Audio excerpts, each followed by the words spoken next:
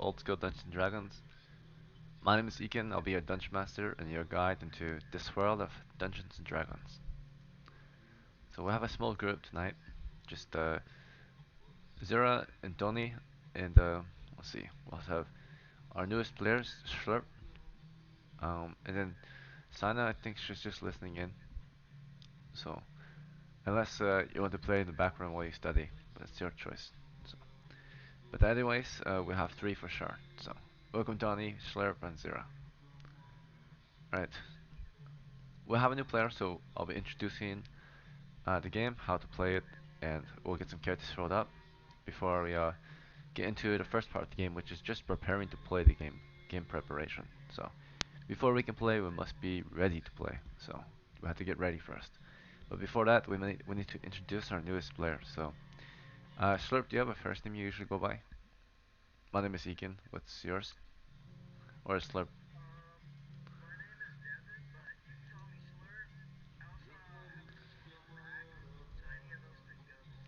Alright, cool. If it's fine with you, appreciate it. Alright, we'll call you Devin then. Nice to meet you, Devin. Alright, so Devin, we're playing some old school D&D, D&D BX. It's all about, like I told you earlier, it's about telling stories to your friends about classic fantasy adventure. This is about like soldiers of fortune, right? Monster hunters, treasure hunters, um, brave warriors, brave men and women who went out to go on a dangerous quest and such, right? So you're going to play as an adventurer, right? As one of those few men and women who are brave enough to uh, seek their fortunes, right, from a dangerous medieval land. So you'll do this, of course, with a party of adventurers. So it's the idea is you play with these members, these groups, these fellow players. The idea is your characters are perhaps old friends, right? And they are working together to get some money, right? So let's see. Before you can play, I'll tell you also how to play. It's very simple. Once you have your character, know who you are in the world of Dungeons and Dragons, the Dungeon Master will then prepare everyone else and then describe to the party what they're experiencing, what's going on around them in the world of Dungeons and Dragons. And once you can imagine the situation, imagine the scenario in your head, you get to decide what you want to do. Typically, you might discuss with your party, figure things out together, and then together you guys will take an action. Describe what you will do to win the game, right? To get the famous and fortunate. And from there, the Dungeon Master will tell you what happens, tells you the results of your actions, usually with the roll of some dice. And that's all there is to play in D&D. It's very easy. You just need pencil, paper, and some dice, pretty much. And it's three steps. You need to know what's going on. You need to tell me what you want to do, and I'll tell you what happens. That's it. Before you can play, you need a character. Yes. No, you don't need. You can use dice if you want, but yep, that's good. That's all you really need. All right.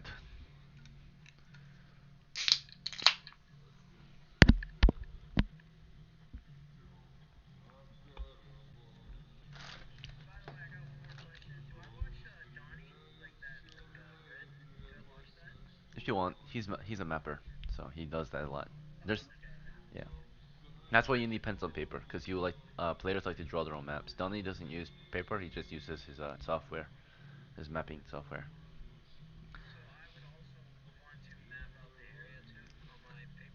It just helps players remember better, right? It's like in the old days, before video games, is when D&D was played pretty much. So back then they didn't have a automatic map, right?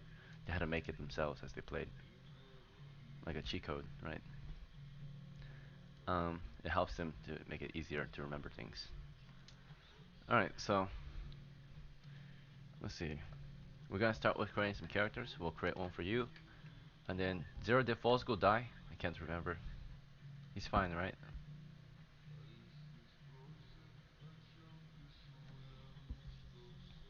Zero. Did false go die? Did you die? Did false go die? He did, right? Yeah. So you'll need a new character too. Then Donnie, you want a new character?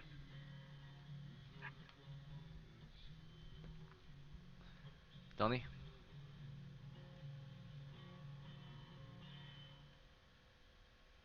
Alright.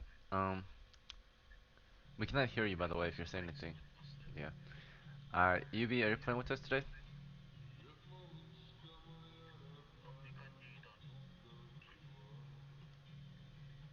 Alright, Yubi's not playing. Very well. So, I'm assuming for now we're just gonna get a character for Devin and Zero then. Let's get the ability scores rolled. So first thing we do to determine who you are in the world of Dungeons and Dragons is to determine your ability scores. This is a reflection of your character's talents and flaws. So we'll start with Devin.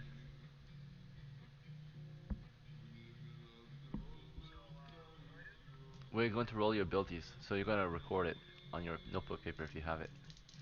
First is your strength. Yeah, you're going to write down like STR tag 8. That's your first ability score. So if you had a piece of paper, right, you would write like on your paper STR tag 8. Like that. Strength of 8. Make sense? 8.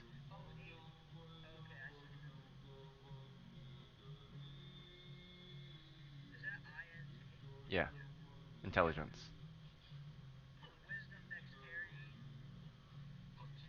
Constitution and charisma. hmm Your intelligence is 5.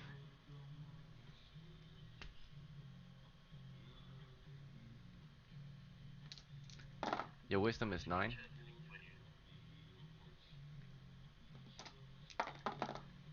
Alright, your dexterity is 8. Your constitution is 11. And your charisma is 8.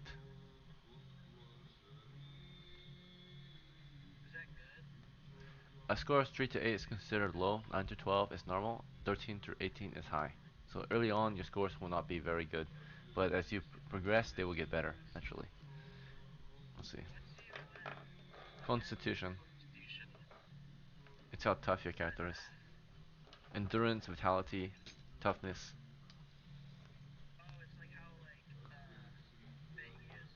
Yeah, how big he is, I guess. Endurance, right?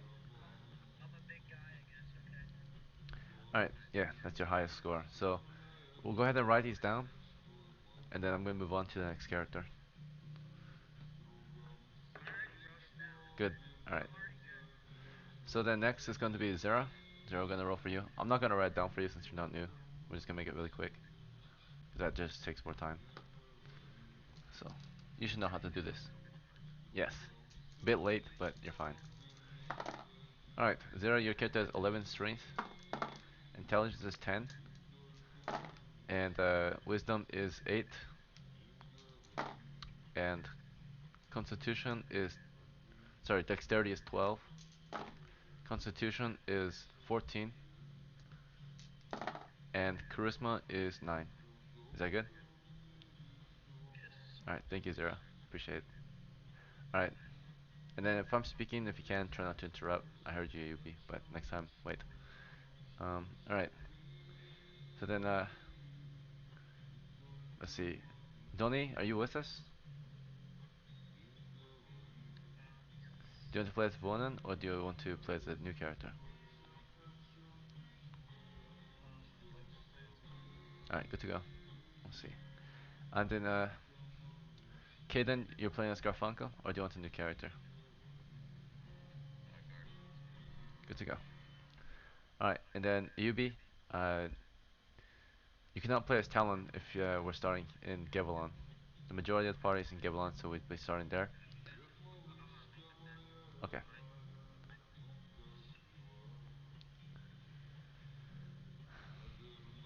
That's a bad sport right there. Alright, but okay. Let's see.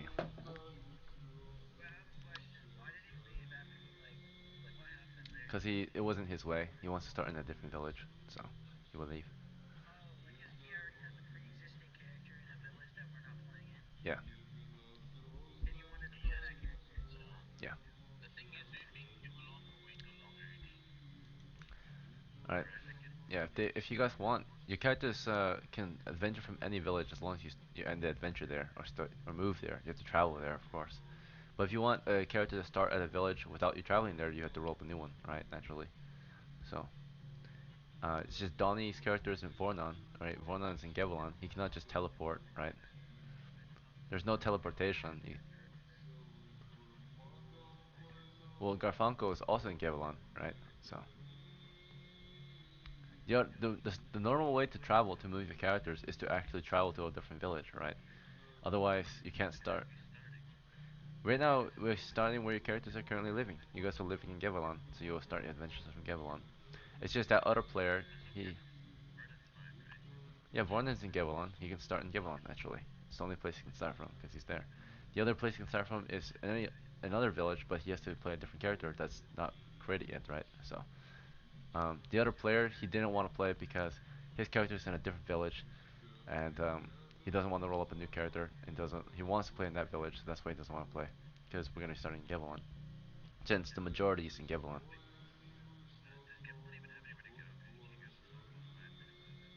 There's many other places to go, right? You don't necessarily have to go to a ruin, right? There's so many other places you can go. You can just travel too. There's other dungeons nearby too, right? Like the tomb and the castle ruins to the south. Far to the west is an old watchtower, right?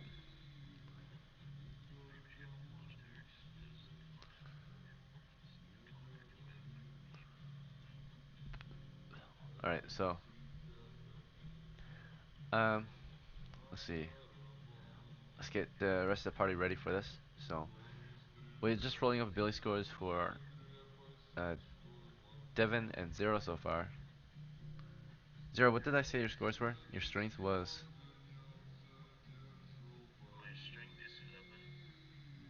okay. And what was your yeah,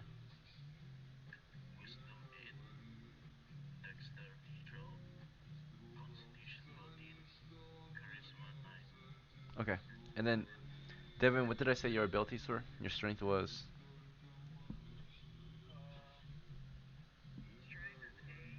intelligence. Okay, wisdom. Good. Dexterity. Okay. Constitution. And then, all right. Thank you. Good to go. All right. And you two are the only ones that needed new characters.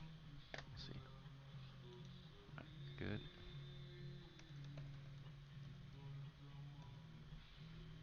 All right then. So next we're gonna create your or choose your class. So in the old days there was only 7 classes to choose from.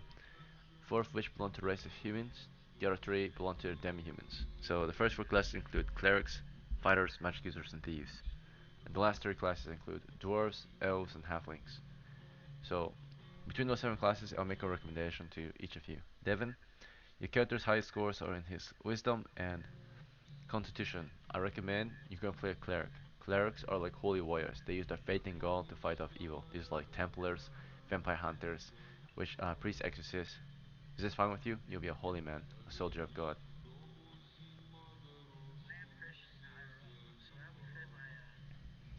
Place down. Sure. All right. So you yeah, C1 cleric. You are a first level cleric. Also, yep, C1 or cleric. That's C1 stands for first level cleric. So you're a first level cleric, right? A leader among the holy men, and you are your title is acolyte, a follower or student of God. Let's see.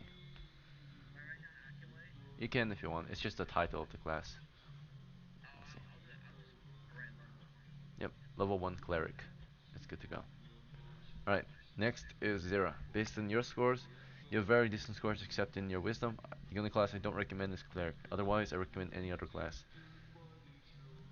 So fighter, thief, halfling, dwarf, elf, magic user, all good choices. They're small, there's a lot they can't do, and there's a lot they can do due to their size. And they're good at fighting.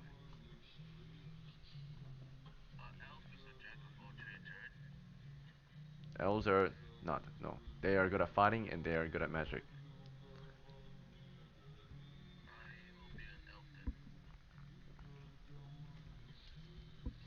Okay.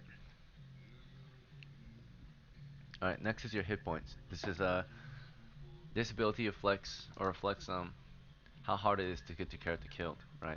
So how much damage you can take before you're dead. Clerics and elves only have 1 to 6 hit points, on average 3. So looks like Devin's very lucky. He's got 6 hit points. So you're gonna write hit points or HP 6/6 or 6 out of 6. Okay, and then Zero, yeah, 6 out of 6. Okay, Zero, yours is 2 hit points with a +1 bonus because you're tough. So 3 of 3 for Zero. Yours is 6. Devin's is 6. Zero's is 3. Alright, next is your items. I'm just gonna quick roll your items. Okay, so Devin, these are your starting items. You're gonna write this down. This is what equipment you start with. You have a set of clothes on. Okay. Yep. You can write clothes or set of clothes, up to you. Clothes for short. You have a holy symbol or symbol for short, right? So symbol of your faith. Okay. And then next you also have, let's see, you also have a spear, and you also have a sling, and uh, yep, a sling, and you have a flask of holy water and a bag. Okay.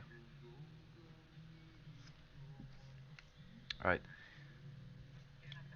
Yep, a bag like a satchel. All right. Next is Zera.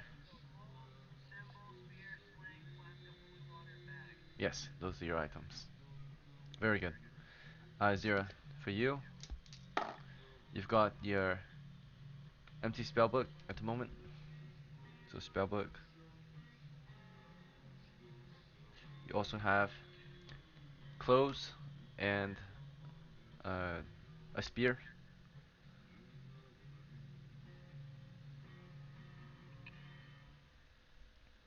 Right. Additionally, you have a bag, 10 torches, and tinderbox.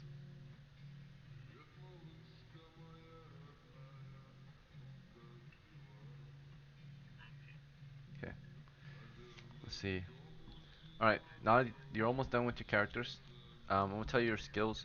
As a cleric, you have the ability to turn undead. This means to compel evil, right? To turn them with your faith, to make them afraid, right, or fear God. So um, you basically you can write down like skills like this, like skills tag turn undead. And to turn undead, all you gotta do is raise your faith and pray to God. Pray that the evil will leave you, right? Will be gone. Yep. Turn undead, so that you can say like, to the undead, if you see an evil spirit, right, you can like exorcise it or like uh, cast it away. Yep. hmm Yep. Turn undead. So that's what the skill's called. It allows you to turn them away, right, from you. So like compel evil. Let's see. Then Zera, your skill is of course based on your spells, so which you will get in a moment. Zera, do you want to pick two spell or one spell of your choice, two random spells, or two Dungeon Master pick spells? Okay, we're gonna roll.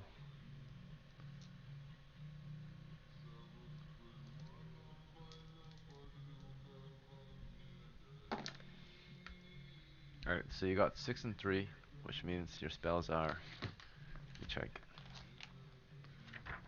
It's gonna be Floating Disc and Magic Missile, okay? Two, but you can memorize one a day. But they're both in your book.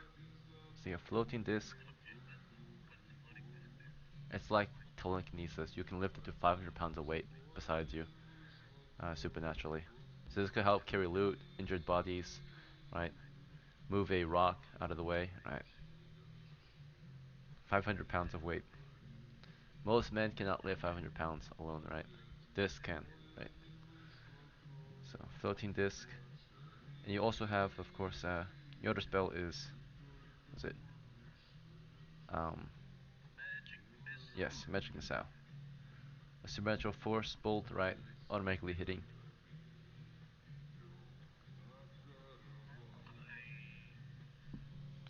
Uh, 1 second. Who had the question? Devin? Alright, what's your question?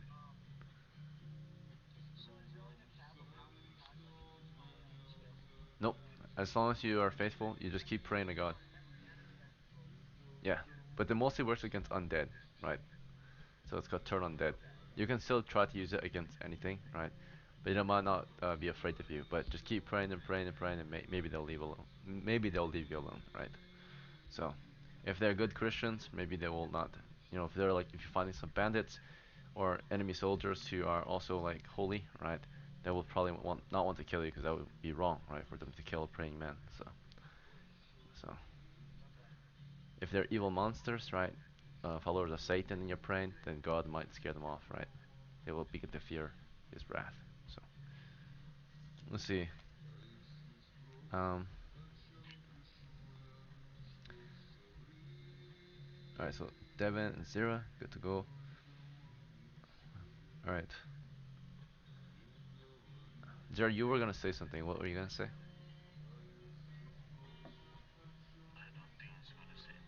Okay. Okay, so next is gonna be your names. You can choose a random name, right? Or you can pick it. So go ahead, Devin. Bar. Okay, good to go.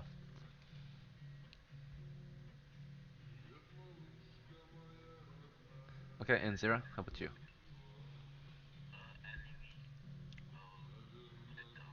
Yeah, please. That sounds complicated.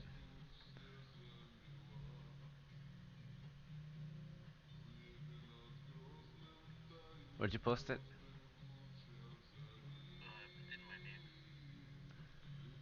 Alui. Is that a real name?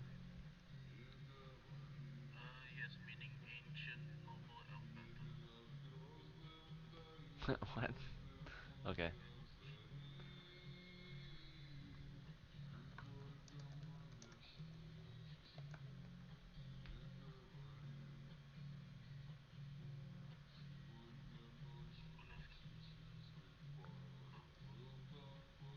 just a spectator. Alright, so next is the returning players. So I'll start with Caden as Garfunkel. Alright, in your last adventure, let's see if you made any profits. No? Oh, that's too bad. Alright then. Did you lose anything?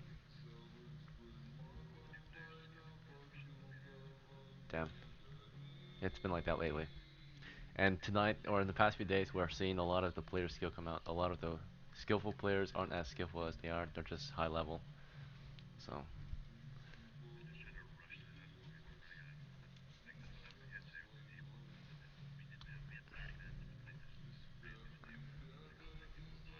yeah. It is rough. It is the way it is sometimes. Alright, so unfortunately, you have no way to purchase new equipment. So, you're just coming back for round two. Poor Garfunkel. Let's see. Alright, and then next is Donnie. Donnie, so you want to play as Vonen or a new character? Okay, very well. Do you have any preparations?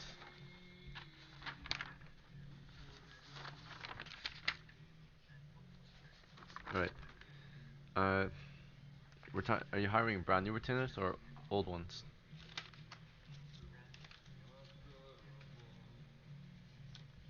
Okay. Your charisma is what again? Okay, so you can find up to 4 men per week. But you only want two, up to four, all four. Okay. So you can find up to four. You have to make an offer to each of them. So, are you just looking for normal men?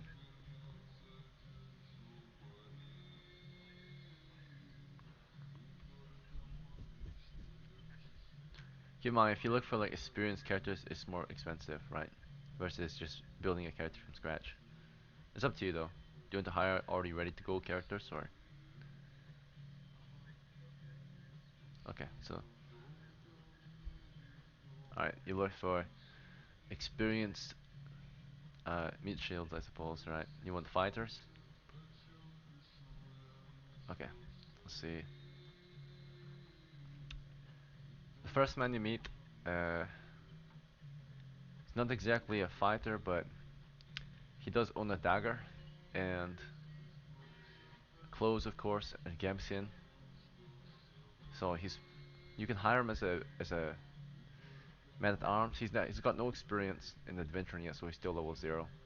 Uh, so it's just you can hire him as a man at arms. It's 2 silver piece a day as usual, and the down payment would be to pay for his equipment. So he has a dagger, a gamson, and clothes. So it's gonna cost 6 silver down payment to hire this guy. All right, you offer a down payment of 6 and a wage of 2 silvers a day. You hire him as a just a man at arms, right? So he's here to just fight. Or do you want to hire him as a retainer? Okay, so you'll give him a half share and a silver a day, or 2 silvers, or 1 silver a day. Yeah, buy him with more equipment. Okay, so that's gonna increase it. So you offer him a higher wage and more equipment. For those in the party, is anyone objecting? Because if he offers this man a higher wage, you guys all get less, right? He's offering this guy a half share. Okay, so Caden's okay with it, or is Caden okay with it? If you're not okay with it, he can hire him at his own, risk or at his own share. So, okay then, are you okay with this being a party retainer?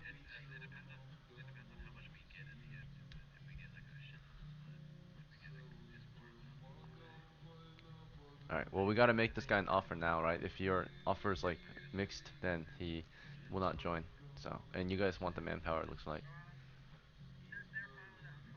Okay, so it's a party retainer, which means everyone can give this soldier orders, right? Since he's taking a party share, not a personal share. Personal retainer is different from party retainer. Party retainers serve the party, and so they get paid by the party. But personal means that that character who hired them has to pay them out of their own pocket. So, Vornan, you hire this guy he's just a level 0 fighter, but you hire him with a high wage, so +1 bonus to the offer, and then you offer him more equipment, so +1 again. And also, let's see, with you see your normal charisma and your lawful, your house is lawful, but as of recent events, you drop to neutral house due to 2 members of your household or 2 retainers dying, so in your ranks or under your command. So House Donley has lost some repute, not a lot of repute, a little bit. Let's see. They did not, because you did not compensate the families that you got killed, or the family, or you didn't compensate the families of the men that you got killed. They knew the risk, of course, but typically to compensate them, you would send a share of whatever treasure you guys got to the families, but there was no treasure to send, right? So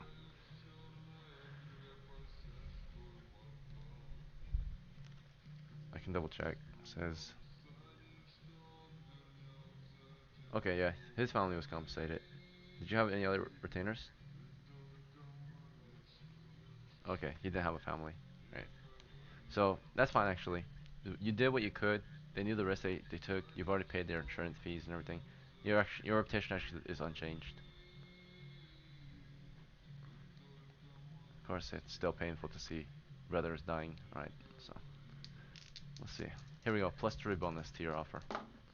That's a 6 +3. Offer accepted. So we hired this man. His name was Dolgash. Alright, Dolgash is hired. He's a level 0, but he's hired as a retainer. He'll do whatever it takes to help the party then. Let's see. No, this is just for him. This is his stuff. So for Donnie, it is the party's, but like it's under his command, but under he's bringing it in for the party. Like yeah. So you guys give him, but he's in charge of taking care of them. But then you guys can use him, right? Because he's the employer. But then he's employed or he's part of the group. So let's see. You can write it down if you want. You don't need to though. Uh, NPC. He's got 3 hit points. His equipment includes his clothes, his gambeson, and his dagger. And then what additional equipment did you want to purchase him? What additional equipment did you want to purchase him? Yep, describe it.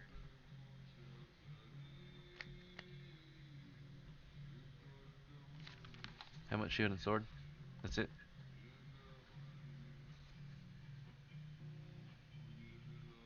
One moment. Helmet's 5, shield is 3, sword is 7, so 15 silvers.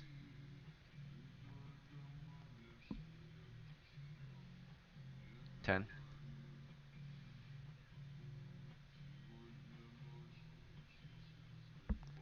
Mail armor 2. 15.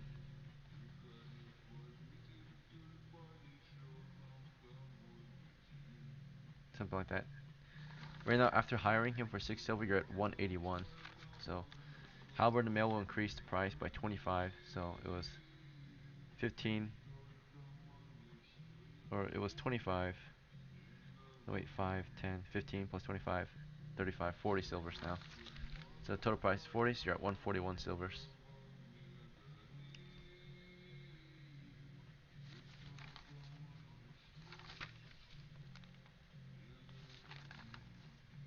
You want to buy him a longbow too, or is this for a different character?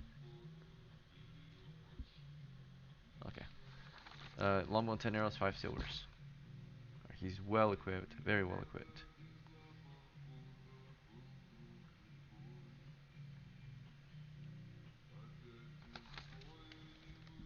Alright, you're 136.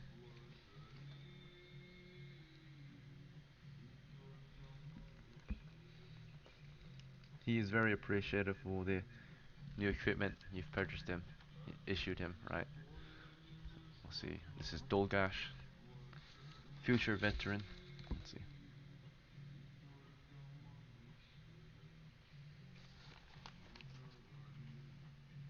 Okay. He has never gone on any adventures yet, but it's got some training, a little bit of training. Right. Let's move on to your next, the next person you try to hire. This guy is another just man at arms in the village. He has equipment but no experience in adventuring. So he's a normal man, but he's got equipment. His armor includes a helmet, a gambeson, a shield, a hand axe, and a dagger. You want to hire this one? Alright. His price is just gonna be his equipment fees. So it's gonna be 1 for the clothes, 3 for the hand axe. So let's see, we're at 4, and then his daggers bringing it to 6. Gambeson and helmet and shield bringing it to, let's see, 16 silvers to hire this guy. Is that fine? Okay. Mail and halberd. Okay. So additionally, and a longbow. Okay. So 16 plus 5 for the longbow is 21. 21 plus 15 for the mail is 36. And then you said helmet? Oh no, mail. Oh, halberd. So we're at 36 plus the halberd is 10. 46 silvers is the price. So you're down to 90 silvers.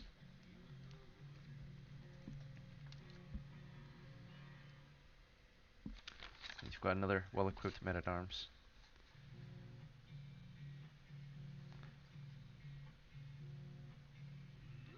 2 well-equipped recruits, fresh and ready for combat. Let's see, for their first deployment. 1 to 4 hit points. This one's got 3 as well, so they're tough.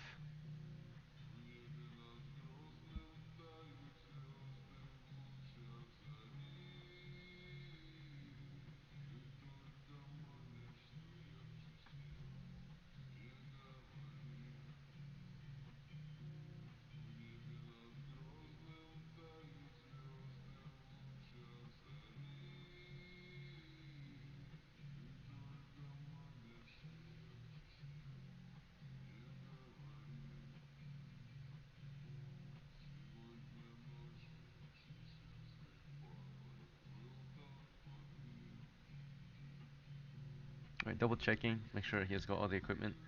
This one that you just hired has clothes, helmet, gambeson, mail halberd, shield, hand axe, dagger, halberd, longbow, 10 arrows. Is that correct? Yep, gambeson's there. Okay. This guy's name is Verdox. Werdox. Verdox. Okay. Alright. Do you want to hire another one? A thief. Okay. Uh, there's no thieves in the village right now, right? But you can hire people. There's no skilled thieves that you find. Let's see. You do find, right now, the next man you meet is just another normal man who has a spear and two daggers and a gambeson, helmet, and shield. Do you want him? You can assign him the role of thief, though. So when he levels up, he'll be your thief. So it's role of scout. Okay, you want to hire him as a thief, but he's a level 0 thief. Okay, his hit points are 4. He holds 8 set of clothes so far. His gambeson. Oh, I forgot to roll the other guy's reaction check. The other guy's a 5 plus 3 is 8. Thinks about it. And then 2 plus 3 is a 5. Actually, Verdox might have refused the offer, despite all you got him. So we'll just say all that equipment you went to a different character. It can go to this new character that you're hiring, because Verdox declined your offer. So sadly, okay. So this new one, his name is Hilog, and you're hiring him as a fighter, not a thief, right? Okay. So Hilog doesn't have everything that was listed. He did have his own gambeson and helmet and shield. He had he did not have a hand axe though, right? He had a spear. So this one has a spear and the two daggers. Everything else is the same.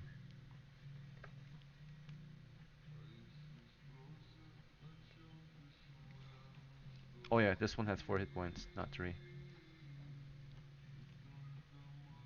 So Hillock was the one you were about to hire as your scout. Okay. Your character could hire up to 4 men per week. That's already 3 potentially, but 1 refused. Okay. So the last guy you meet in town with your charisma. Let's see.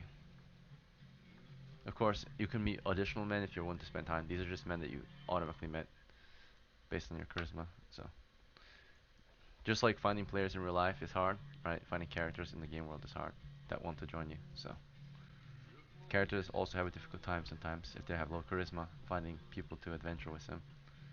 Let's see. Um, all right. So the last guy you're to meet, his name is Colmac, and he's just a normal man. Uh, you can hire him as a man at arms. His positions are clothing and dagger. Do you want him to be your thief? Okay. You hire him as a burglar or thief. He's a T0. His hit points are 3. Not bad. He starts with his clothes and dagger. Do you want to purchase some additional equipment?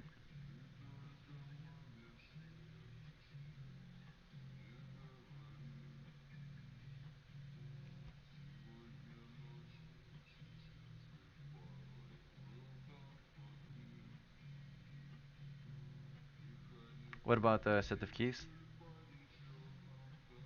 Okay. Or lockpicks? Yeah. Alright. His name is Comac. Let me see if he accepted your offer. Plus 3 bonus. You bought him equipment. You're lawful. And, what was the last bonus? Or is it just a plus 2? Equipment, lawful. Oh yeah. You offered these guys the half share and 1 silver a day. Okay, so they all get half shares and 1 silver a day. So the last bonus was because you're offering them a high wage. Alright, that's 4 plus 3, 7. Thinks about it. Okay, after a day of thinking about it, he accepted with high morale.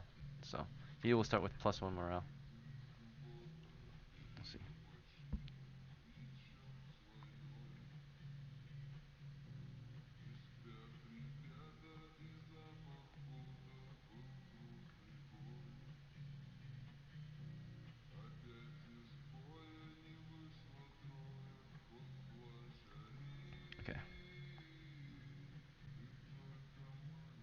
Alright, so this guy, the last one named or hired is Colmac. Just to give you some details on each of these guys. Dolgash, before this, he was a cotter. That's how he acts. So he talks about his life as a cotter sometimes, and that's about it. Nothing very interesting about him. Normal guy. The other guy, uh, Wardox, no, Hillag. You hired Hillag, and before this, he was a criminal.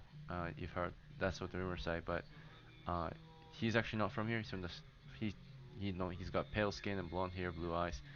Uh, before this, apparently he might have been a sea raider, a Viking, right? Um, a lot of people don't like him, right, because he's a foreigner, and they think he was, a sea raider, which has a lot of bad connotations, right? Looter. So, but you give him a job, and he tells you he'll serve you loyally, right? So, who knows if that's true or not? Let's see. And then the only other quirk about him is he's he's afraid of dying. He talks about death a lot and how he's afraid of it. Right? There's so much he wants to get done before he dies. So he fears death.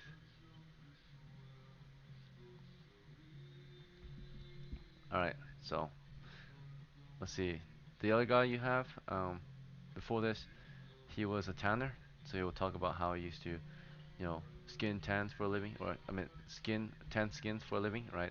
And then he also owns additionally just a side piece of item, a mason's hammer, or just a hammer, right? He brings along something you don't have to pay for. It's his personal item. Um, but he also has the shakes. You can see he often shakes a lot, right? He's a he's a shaky guy. So he's a bit traumatized, but not sure from what. So like every now and then as he's talking, his face will shake, right? It's kind of a weird stuttering shake, right? So not the most handsome crew of men, but they're hardy, right? You got a shaky thief, um, a fearful, Viking, and a very boring cutter. So that's pretty much it. Okay. All right. Let us finish preparations then. I think you're the last one. Garfunkel already prepared. You prepared. So thank you everyone for your patience in preparing for today's adventure. We're going to take a small break before we start. So take a 5 minute break, grab your food, drinks, use the bathroom, come back in 5 minutes.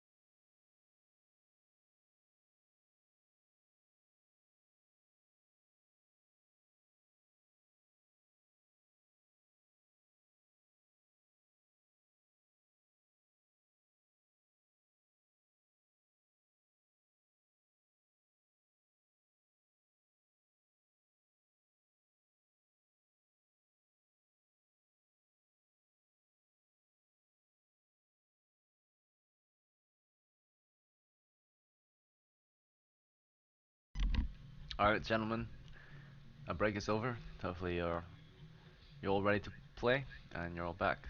We're gonna get started here. So now that we're in the second part of the game, which is the main part, gameplay, um, I will start us off by introducing tonight's adventure. But again, thank you everyone for showing up. We've just finished preparations, so now we're gonna go straight into our adventure gaming, right? So tonight we will continue or begin, for those who are new, our campaign from the village of Gevon, as per usual. It is currently late October of year 13 in the campaign world, right? When this band of adventurers come together to seek their fortune, right?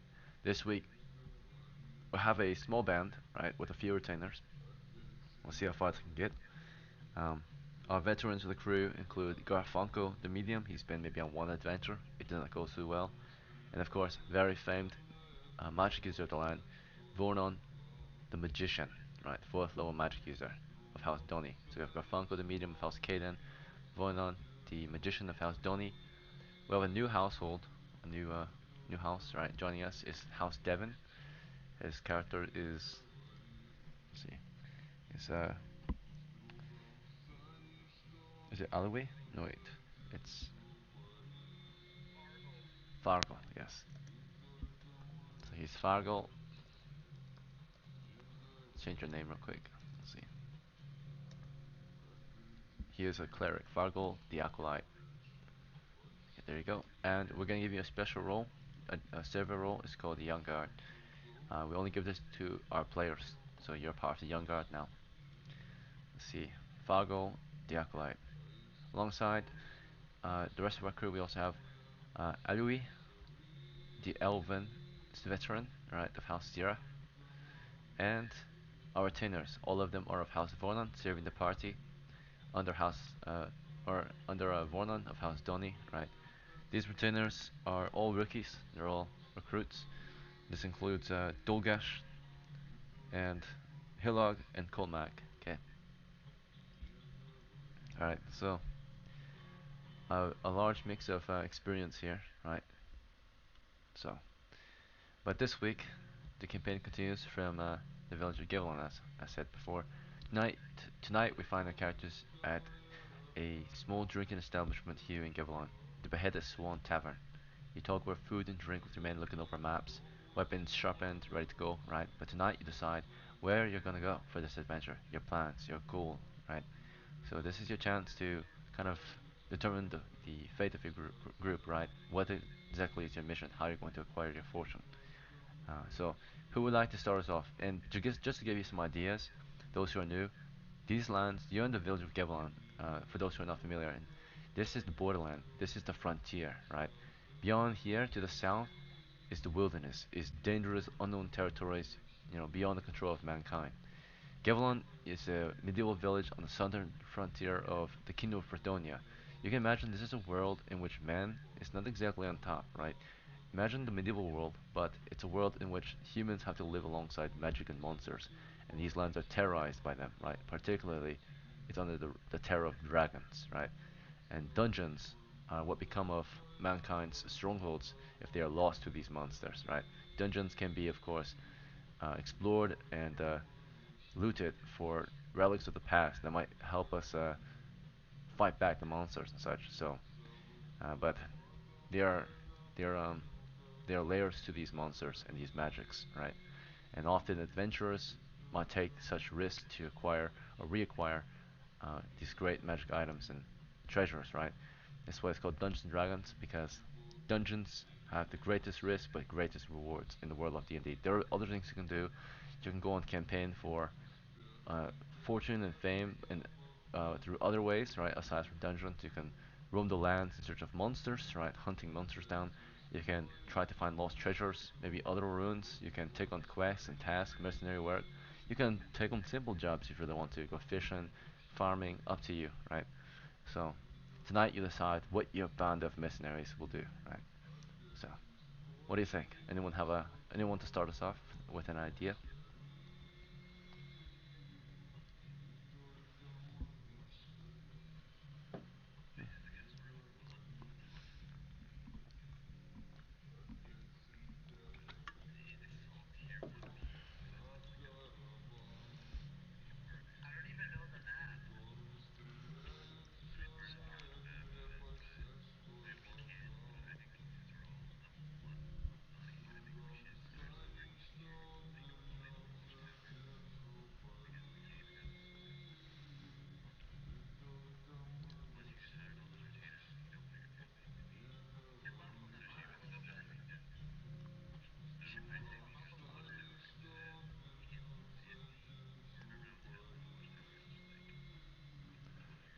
The tower to the west is an expert level adventure. All of these are basic level adventures.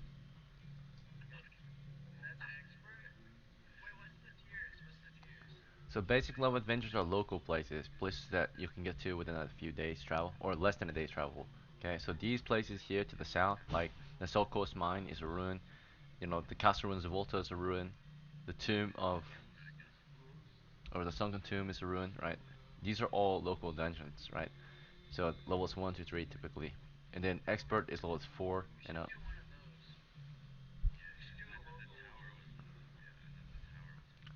So the Tower Ruin of Cascaton, far to the west, all the way here, right?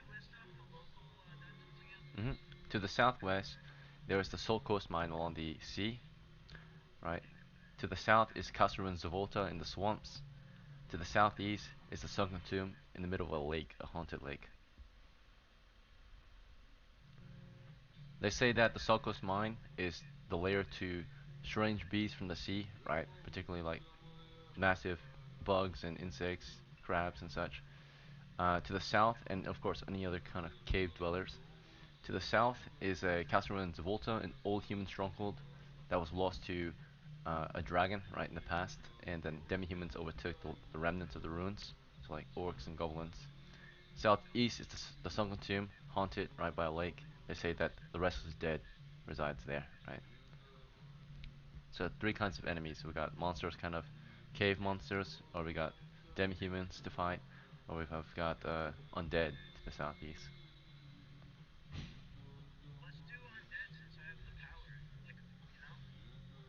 Power of God.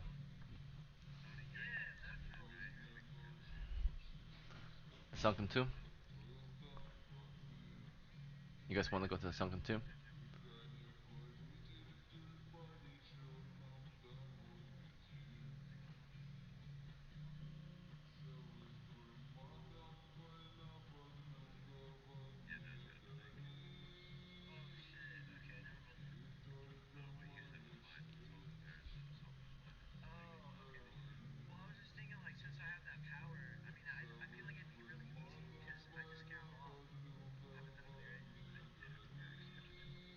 You gotta pray.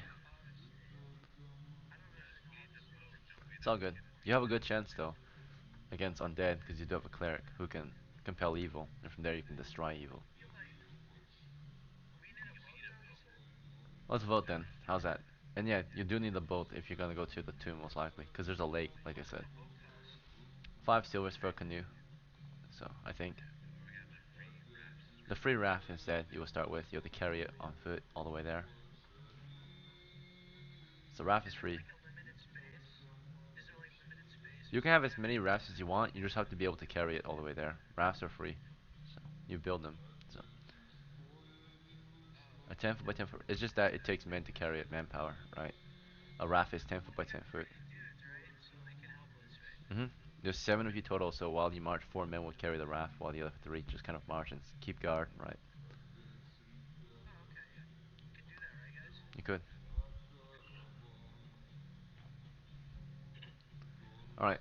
You guys want to do the sunken tomb?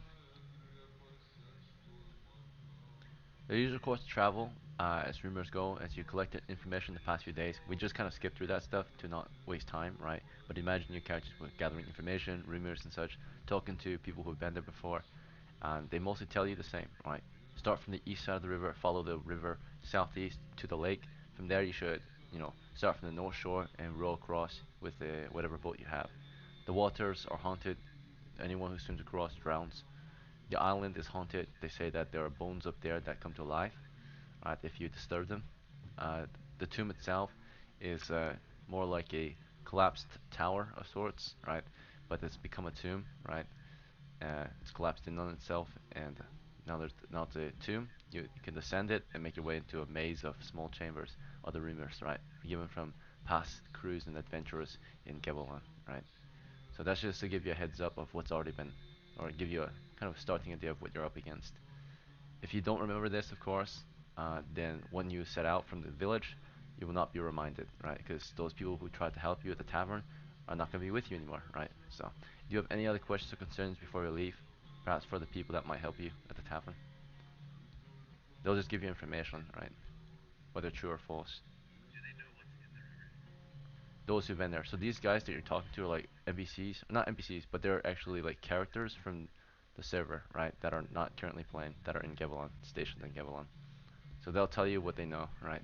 Some of them who are chaotic might tell you lies, and who are lawful will tell you truth for sure. Those who are neutral will tell you what they know, but they're, you know, within reason, of course. So,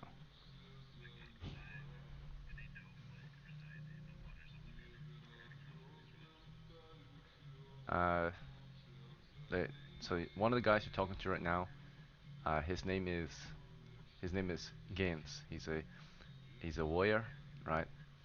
Um, he's you met him in the tavern a few nights ago. He came for food and drink, and he told you he knows that the lake is haunted. He doesn't know what is haunting it, but he expects it to be undead naturally, right? An evil spirit.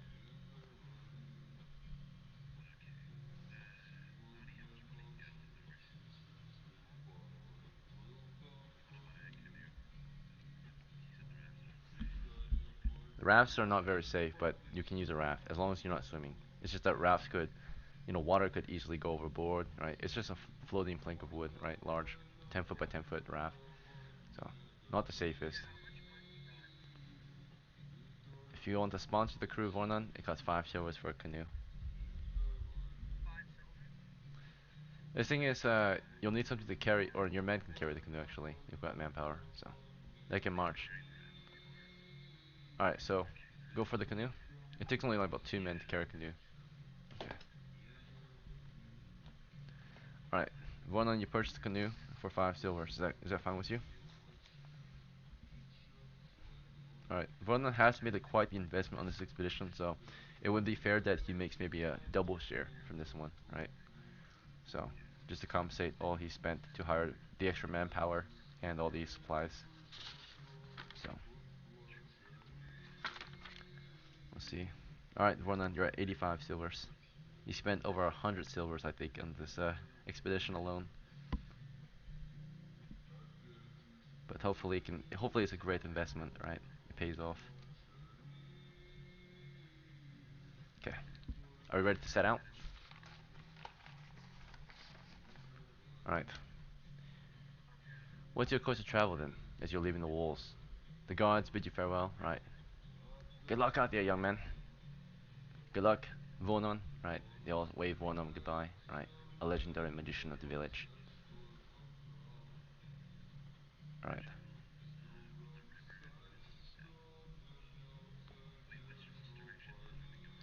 The river flows southeast. Which side of the river do you want to start on? East or west? East side? Okay. Alright. So Garfunkel says east. Any objections? Alright, he seems to lead the way. Very good. Okay. Eloise, happy with it. Fargo, what do you think? I know you're new, but you still have an opinion. Good to go.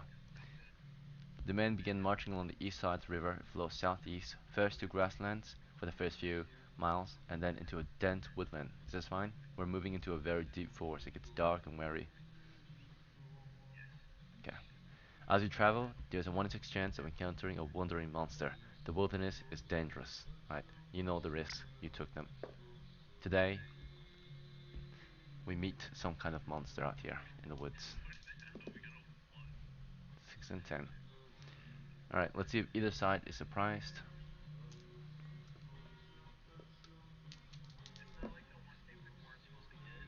Yeah, a 1 is bad. So, as long as we can avoid the encounter, we can continue on our quest. But if we don't, our quest can end early with death, right? Let's see. That's true. That's so. But remember your goal, right? If you break your plan, which you sometimes will have to do, then it is what it is, right? But currently, it sounded like your goal was to go to the ruins and collect your fortune by looting it, right? Or exploring it. But that might end early with a monster hunt instead. We'll see. You might be the hunted, or it might be the hunted. We'll see. But a score of 6 and 10 for what you encounter in the forest. Let's see. 10. Alright, you're marching through dense woodlands, okay? Neither side is a prize, so the starting distance is 4 You can only hear them at the moment, but you know they're out there and they're moving in your position. So the distance is about, let's see, 5, 9, okay, 130 yards. Okay, so starting distance is 390 feet or 130 meters for those who use meters. Okay, so 390 feet. We're gonna use feet for us Americans. All right. So they're at 390 feet from our position. They're moving on our position. The rate of movement is roughly. Let me double check the rate of movement actually. Let's see. Should be like 90. Let me double check though. Oh, it's 40. Okay, 120. So every 10 seconds they're getting 40 feet closer. So you hear them for a moment and they're running on your position. And as they're running, you guys can either stop and discuss or take action. So what do you guys think? You hear Let me describe it. Yeah, sorry. Good question. You're standing there, you're marching through dense woods along the river, and they're coming from the. Oh shit. Okay. So as long as they weren't on the east, if they were on the west side, you would be safe. But unfortunately, they're to the direct east of you. So they're in the woods on your side of the river, right? So they're moving west toward you. They're not exactly blocking your path, but they're on your side for sure. You're moving southeast, and they're coming from the east, moving west toward you. You're moving, yeah, southeast. They're moving west in your direction. Uh, it sounds like a large group of them, and you can hear them. They're yes, they're you can hear them like from a distance blow a horn, right, like a war horn, and all of them start to make these like screams and screeches, right, war cries. It sounds like animalistic humanoids, right? They're all kind of making these terrible sounds in the woods, right? Snorting and grunting, right, as they rush your position in the woods. Okay, they might have spotted you from a distance or something. Yes, you wanna? No, we got medium footmen in our ranks and probably a heavy footman like Varlin, but he's on a horse, so.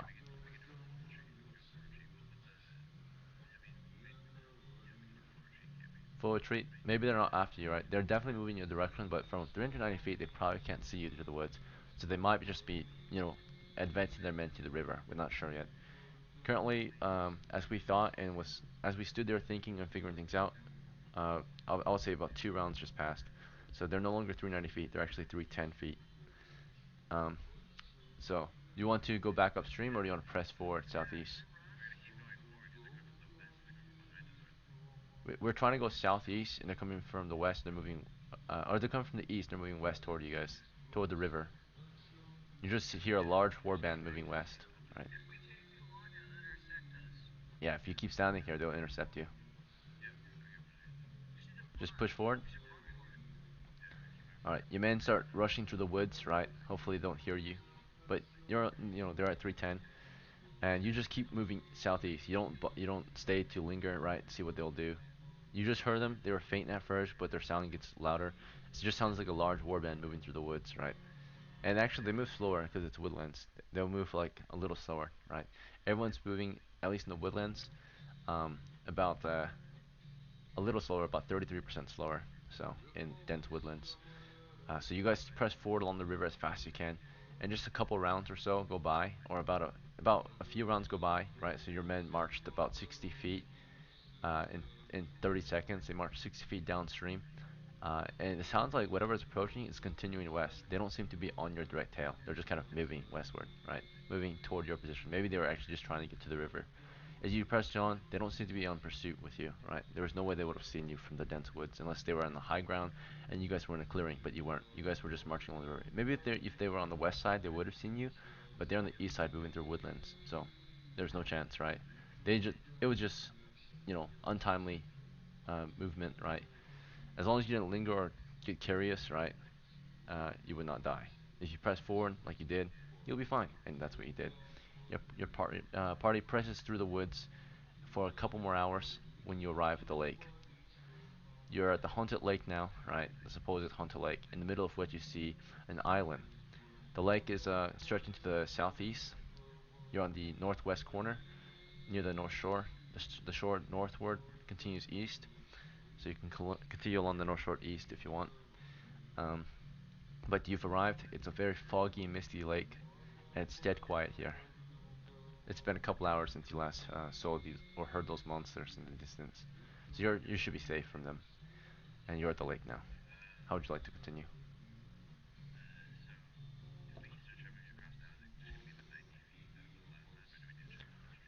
It's about 270 feet, the island, so you might want to continue east on the north shore. Right now you're on the northwest shore. Alright, you want to continue east till you're like directly adjacent or like north of it. That would be like the easiest route, yeah. You can imagine like a rectangle, you can start, you know, imagine a rectangle and the center or would be where the island is, right? You guys are on like the top left corner, so naturally, mathematically, that would be a longer distance to travel than if you were directly north or on top of the. Okay, so directly north of it, you guys explore through the woods, carefully moving through this dense woods along the shore here, pressing through briars and thickets. Those who lead the charge, like I think Garfunkel, maybe, and maybe Vornin up there, right, on his horse. They continue kind of clearing the way. Actually, Vornin, you probably wouldn't be in the front because your horse needs someone to clear the way so your horse can even move through. Um, so yeah, they're carrying the boats. So someone's got to carry the boat, right? Um, Two men carry the boat, and the other guys will help clear the way. We're on the north shore now, directly north of the island. We can secure the horses. We can prepare the boat and start sending men across. Is that fine?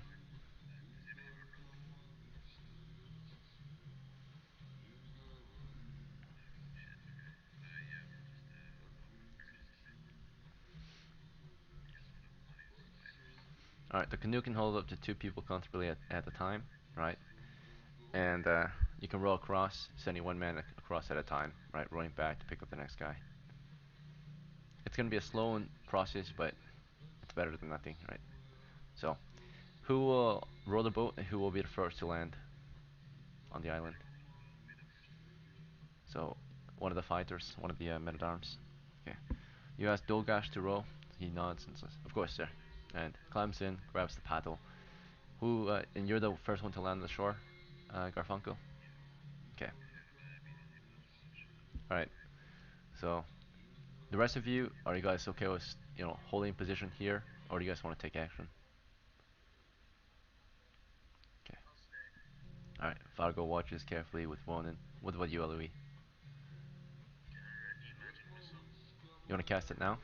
If you cast now, you can throw it at any point. But then the duration's not forever, right? It's just so.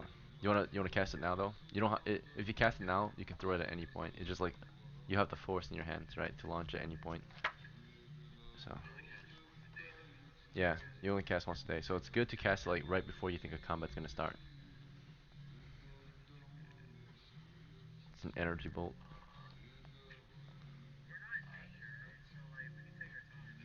So do you still want to cast it in case? Okay, sure. Your men start to equip weapons, maybe at this point, right? So let's go over that, I guess, as the other two are getting across the waters at this point. So we'll go down the list. Garfunkel, you climbed into the canoe with Dolgash. What did you equip in your hands? Alright, good to go. We don't need a marching order yet because we're not there yet, so you're good. Vonan, what would you like to wield? Alright, good to go. Talon, what would you like to wield?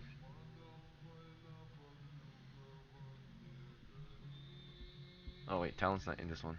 Yeah, I wrote his name earlier because he was here at first. Let's see.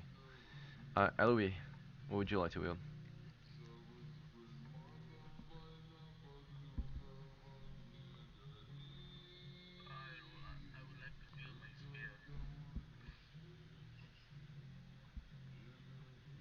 Alright, and then Fargo, what would you like to wield?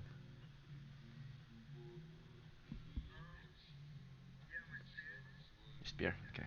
You can wield your spear and cross if you want. Your holy symbol. Okay, good to go. So now you're ready to turn undead. It's your holy symbol. So when you pray, you bear it against the undead. Yeah, to compel evil. hmm Let's see. Uh, all right, and then Dolgash. Let's see. Is rowing across. He's not wielding anything at the moment. He's wielding the paddle. Let's see. Hilog is wielding his polearm. Yeah. You bought him a halberd, right? So he's got the halberd out. And then Comac is wielding his, let's see, crossbow very well. Okay, so first to get across is just Garfunkel. Those guys took you across the lake on the canoe. You climb out when you get to the other side. You know, it's a very quiet, dead island covered in heavy forest. Alright, so as soon as you land on the shore, do you want to just post security or something else? Okay, you hold your ground. Dogash says, stay safe. I'll be back soon. And he rows back across. Alright, Dogash arrives on the north shore. Who's next? That would be a smart idea.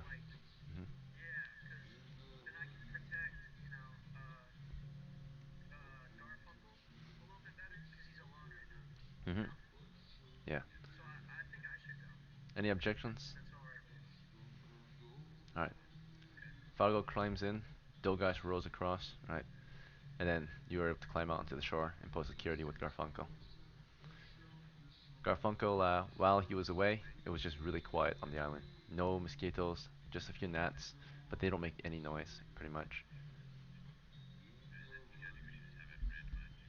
Alright, at this point, yeah, you just keep sending men. As long as no one does anything different, uh, then we can get men across. So does anyone want to do something other than guard or like post security as soon as they got across? Okay. Alright, so no one breaks formation or does anything unexpected. The men get across safely, and after everyone's across, the last one, of course, would be Dolgash and whoever else. They would just bring the canoe across, pull it up the shore, and hide it in some thickets. So that, you know, unless you want to leave it on the shore, ready to like row across right away. You can either hide it or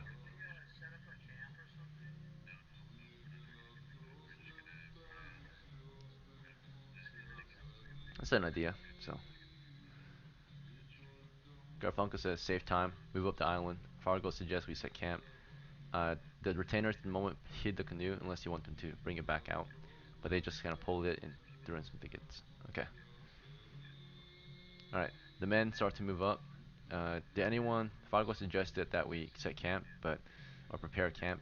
Do we want to do that or just advance? No. Okay. Fargo, is that fine with you? Very well. All right. Part. Okay. Just a suggestion. Good idea. Yeah, it's not terrible. Right. It's an idea, but we save time, I guess. Right. We go up the hill, begin exploring. At this point, let's set up a marching order. So I'll go down the list in case you guys want to switch your items out and also choose your marching order and your spells. Garfunkel, what spell did you memorize for this week? Good to go. And your marching order, do you want to be in the front or second rank, third, fourth? Okay, first rank. Vornin, what's your rank? Third? Okay, and what spells do you want to prepare?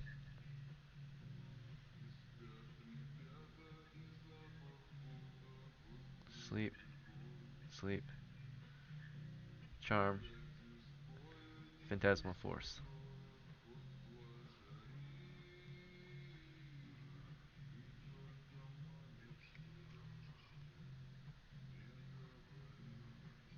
Wait, one sleep, one charm, one phantasmal force.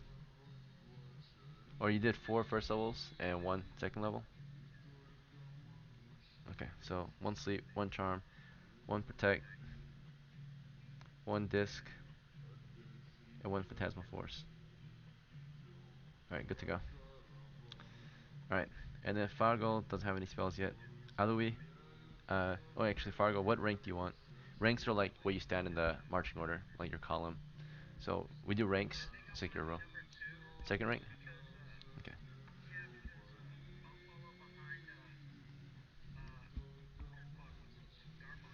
Mhm. Yeah. Mhm. And spear. Alright, good job. Alui, first rank. Good call. Let's see, what spell do you want to memorize?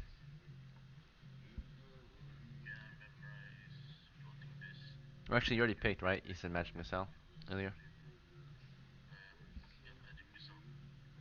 All right. Dogash is equipping his polearm. All right. Dogash takes second rank with his polearm, unless you want to switch it. Hillock took second rank as well. Second rank becomes tight, unless you want him to be rear guard. Okay, he holds the rear at third, and then Comac is third rank too then, with his crossbow out. Okay, it's full, but we can send him there. It will be a tight formation though, and he can prod. Okay, Garfunkel. Second rank is gonna be tight if you move back. Is that fine? Third is also gonna be tight. You want to be fourth? First, tight formation. Okay.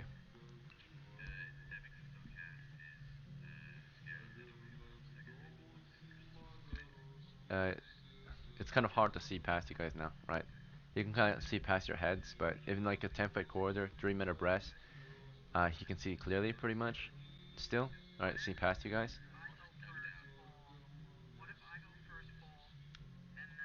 Well, the idea is you can see between characters, but if you got 3 abreast in the front, then only 2 from behind can see past, right? If you have 2 in the front, then 3 from the back can see past. If that makes sense, right? Yeah. So 2 guys in rank 2 and 3 guys in rank 1, you all can see what's up ahead. Anyone behind rank 2 and 3 though, I mean anyone behind rank 1 and 2, if there's 5 men there already, can't see past, right? So there's just too many people in the way at that point. So yeah, the ranks, that's fine. So basically, in the front is Garfunkel with his spear out in hand, right? We have Colmac up there switching to his pole, and probably a torch. Let's see. Do we have a torch bearer, or I mean, do we have someone with torches? Okay. Should we expand Eloise's torches or yours, Vorlon? Okay. How many torches do you want to light? 2 or just 1? Or more? Okay, -2 torches from Vornon. -2 torches. Let's see. Alright, Vornon, you're losing 2 torches. And then the torch bearers are so far going to be Colmac in the front with his torch and 10-foot pole. Also in the rear is either Hila carrying a torch or Vornon carrying a torch. Hillock has a polearm though, it requires 2 hands. So if he does want to use his polearm, he has to drop the torch or throw it. You want to give it to him? Okay. Alright. So we can see 10 feet behind us, 10 feet ahead of us, since both torches are at the front and back. Let's see. Okay. If we're ready, we can ascend the hill. Or right now we can see that the hill ascends southward, southeast, and southwest. You can also go west and east along the shore if you want to approach the top of the hill from a different angle. But right now we're on the north side of the hill, the island. So, which way do you want to go up? South is directly up, right? Alright, moving south up the hill. You're moving through the dense briars, thickets, and trees, and you're moving carefully and quietly. Alright, we're exploring. On the way up, you will notice halfway up, at your feet, to your surprise, not just the roots of these dense trees, but camouflaged under it, if you look carefully and closely, buried under the ferns and trees, under the roots, on the floor, and hanging from the trees, are bones. Human bones, right? You don't know who decorated this forest in bones, but they seem to blend in quite well. But they become obvious the further up you go, right? Just bones of various sizes, rib cages, femurs, right? Hand bones, skulls, scattered in various places, right? Just decorating the forest. Okay, so you move up. It's like Bone Island, right? So you keep going up the hill. Human bones, yellowish, right? Old, covered in mosses and other growth. Up to the top of the hill, you don't disturb it, and you get to the top where you find the ruins of perhaps a fortress at some point, but now collapsed, with broken walls here and there, and it's more of a tomb now. What's called a tomb now, since it's buried, you know, what lies below. So this hill. The tomb entrance looks to be to the west, right? The walls are all collapsed, low walls. You can enter from any point, but to get in, the doorway is on the west. So, yeah. You're soon you march up to the west side of the ruins. You can see the door. The entry point is about 3 feet wide, a narrow entry point leading into a small chamber around 15 feet by 15 feet inside. Would you like to enter? Before we enter, shall we light the torches at this point? Halags and Colmax torches. Turn 0 begins. Okay. Torches lit. We're on turn 0. So we've been in the dungeon for 0 to 10 minutes. The party explores into the ruin. As soon as you enter, you're entering to a 15 foot by 15 foot stone chamber. The southeast side is collapsed. The wall seems to lean or collapse in from the southeast.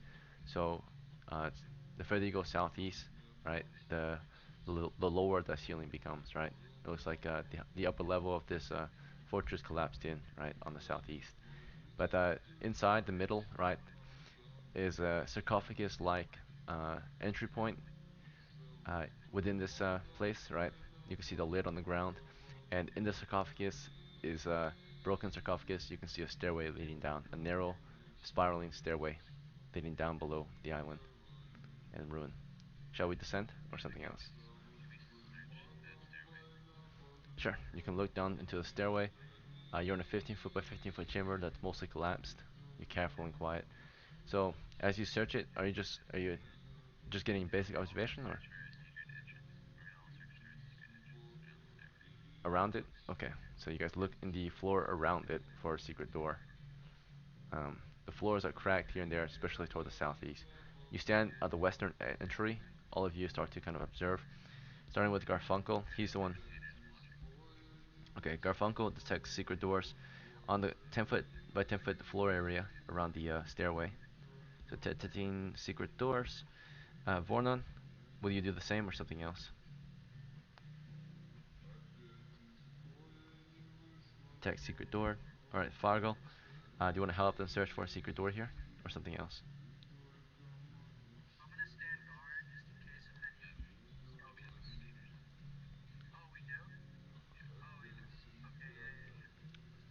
Okay. You want to search the same area as them or a different area? Okay, so we're in a 50 foot by 15 foot chamber. The stairs are in the center. Do you want to search the north side, the west side, the south side, or the east side? Southeast side is really dangerous though. So if you go south or east, looks like it's caving in. Yeah. Hmm. So you're entering from the west side. So north and west are pretty safe. Okay. Particularly, do you want to search the center of the north side or the western side of the north side? So northwest or north?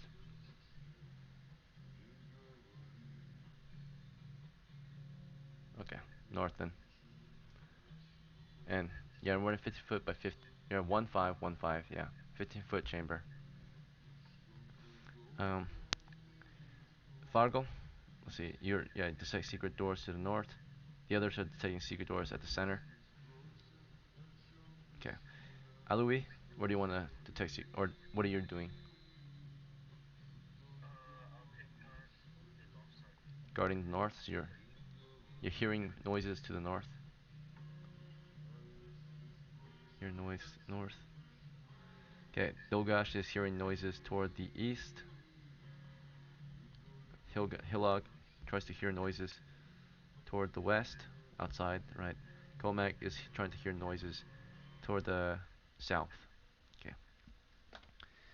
So you all are, carefully observing for a turn. Just down at the entry point, looking at that center area where the stairs are, carefully observing to see if there's a hidden way in. There's already a stairway there, so it'd be hard to see any other entry point. But you try anyway, right? You carefully observe those stairs for any entrance, any other entrances. So for Garfunkel and Vornon, we shall roll. Carefully, the two of you observe those stairs for another way, right? And you're quite certain that it's nearly physically impossible for there to be another entry point, right? In that same area where there's already a stair. So you've observed for no stairs, no hidden stairs at least. So, and then as you detected that or discovered that, Fargo, observed the area north of the stairs, right, from where he stood, carefully and quietly. And although not quite certain, after some careful observation, he did not detect any hidden doors to the north. And then those who listened for noises, Aloy hearing noises toward the north, perhaps not certain, but if it's been quiet. You've heard only the torchlight, that's about it, or the flickering torch. You've heard maybe a gnat, that's it, but nothing of great importance. No approaching monsters, no wandering monsters, nothing like that. Dolgash toward the east, listening carefully, same thing, doesn't hear much. Comac to the south, he's not certain, but he thinks he heard something.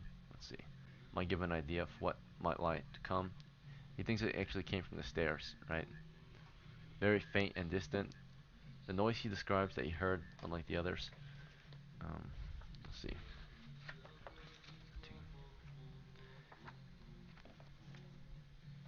This could give you an idea of what is down there. So he listened very closely, very quietly. He thought he heard some type of scratch coming from the stairs, right? Like someone scratched the stairs. He's like, "Did you guys hear that? Right? Someone scratching the stairs?" Right?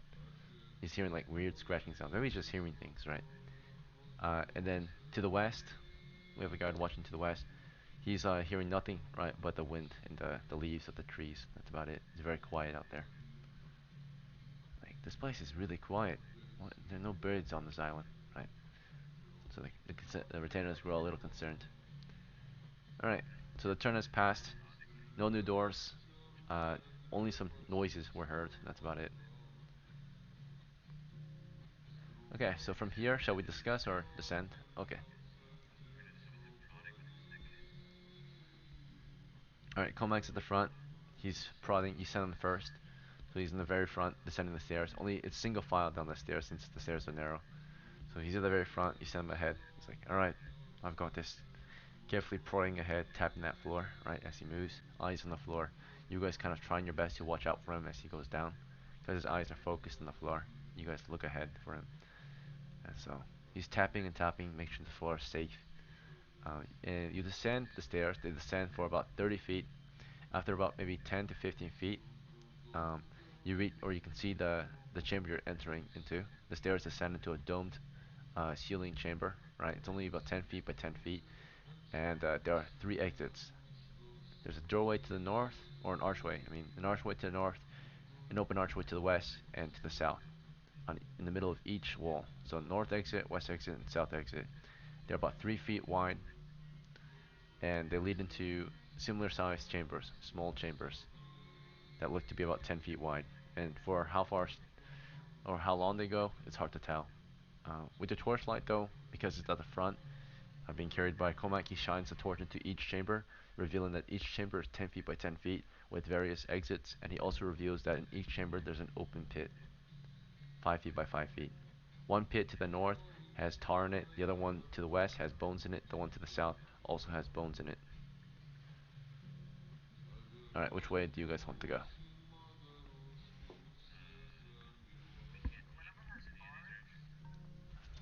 No tables in any of these rooms.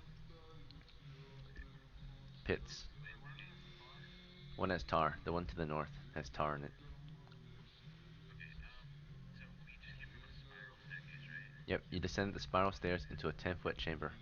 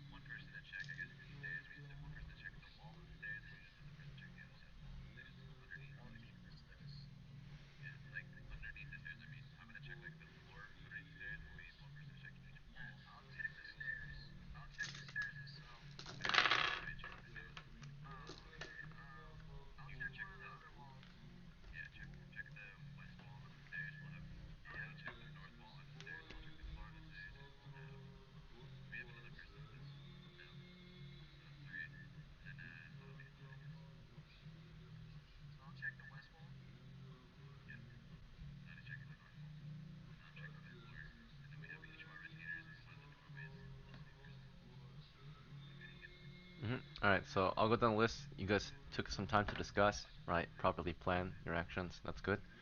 But the turn is passed, so we're in turn 2, right? We spent the first turn, 0 to 1, detecting doors at the level 0, right, in the tomb. And turn 2, of course, or turn 1 and 2 was spent descending the stairs and discussing your plans. So before you start your search, it's turn 2, right? And before we start your search, it's a wandering monster check to see if we're hearing noises or if anything's approaching. Right, so we've been in the dungeon for roughly 20 to 30 minutes right now. And that's when we begin to search again, right? So your men on the stairs, right? Okay, and we know that there's chamber to the west,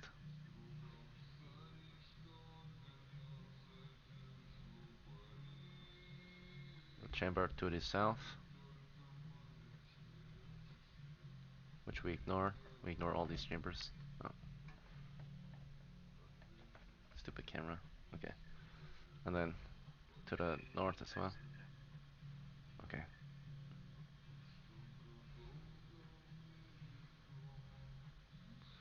alright. And each one has a pit in it. Alright, so your party is now spreading out to explore this area. Within the list, and you guys will describe what you explore. So, starting with Garfunkel, what do you want to explore or search? Okay, so you're at the center. Okay, detecting secret doors at the center. The stairs, the very bottom of the stairs is to the west.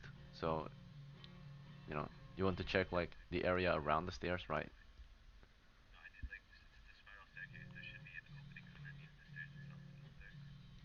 No, there's none. The very last step, you're checking the very last step, like the floor after the very last step. Oh, behind it? Like, sure. So, you, so you would be like on the, yeah, looking toward the east. Alright, you're looking toward the east then. If that makes sense. So you're looking at the, alright, you're making your way back there. Okay, just to have a look for now. Well, right away, you're going back to, uh, you're looking behind the stairs against the wall. There's no door there. And under the stairs directly, there is some floor space. Do you want to check that area? Okay. So you're checking that area for any secret door, right? You're taking the secret door behind the stairs, so toward the east. Okay. And then, Vuonen, where do you want to take secret doors? Do you want to help Gafunkel or somewhere else? Which wall?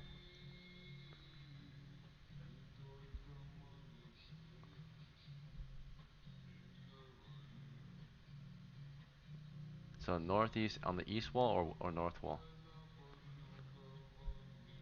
Okay, that's fine.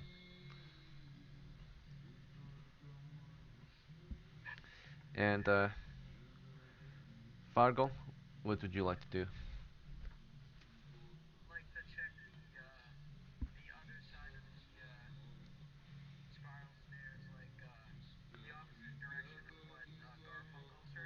Okay, he's on the southeast, I suppose. Then he's from the south side, searching the east wall.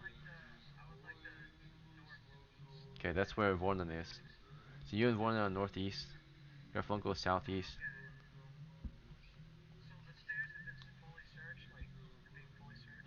There's one on each side right now.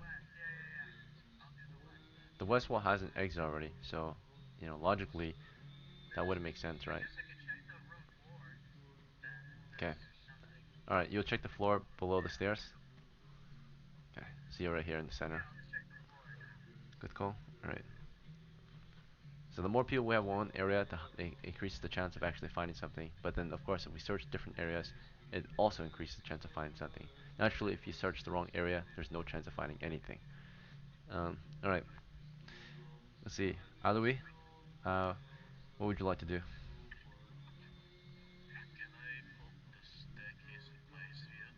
The stairs itself? Okay, so you're just kind of poking to see if anything goes loose. All right. So poking stairs with your spear. Alright, and Dolgash, he's on guard to the north.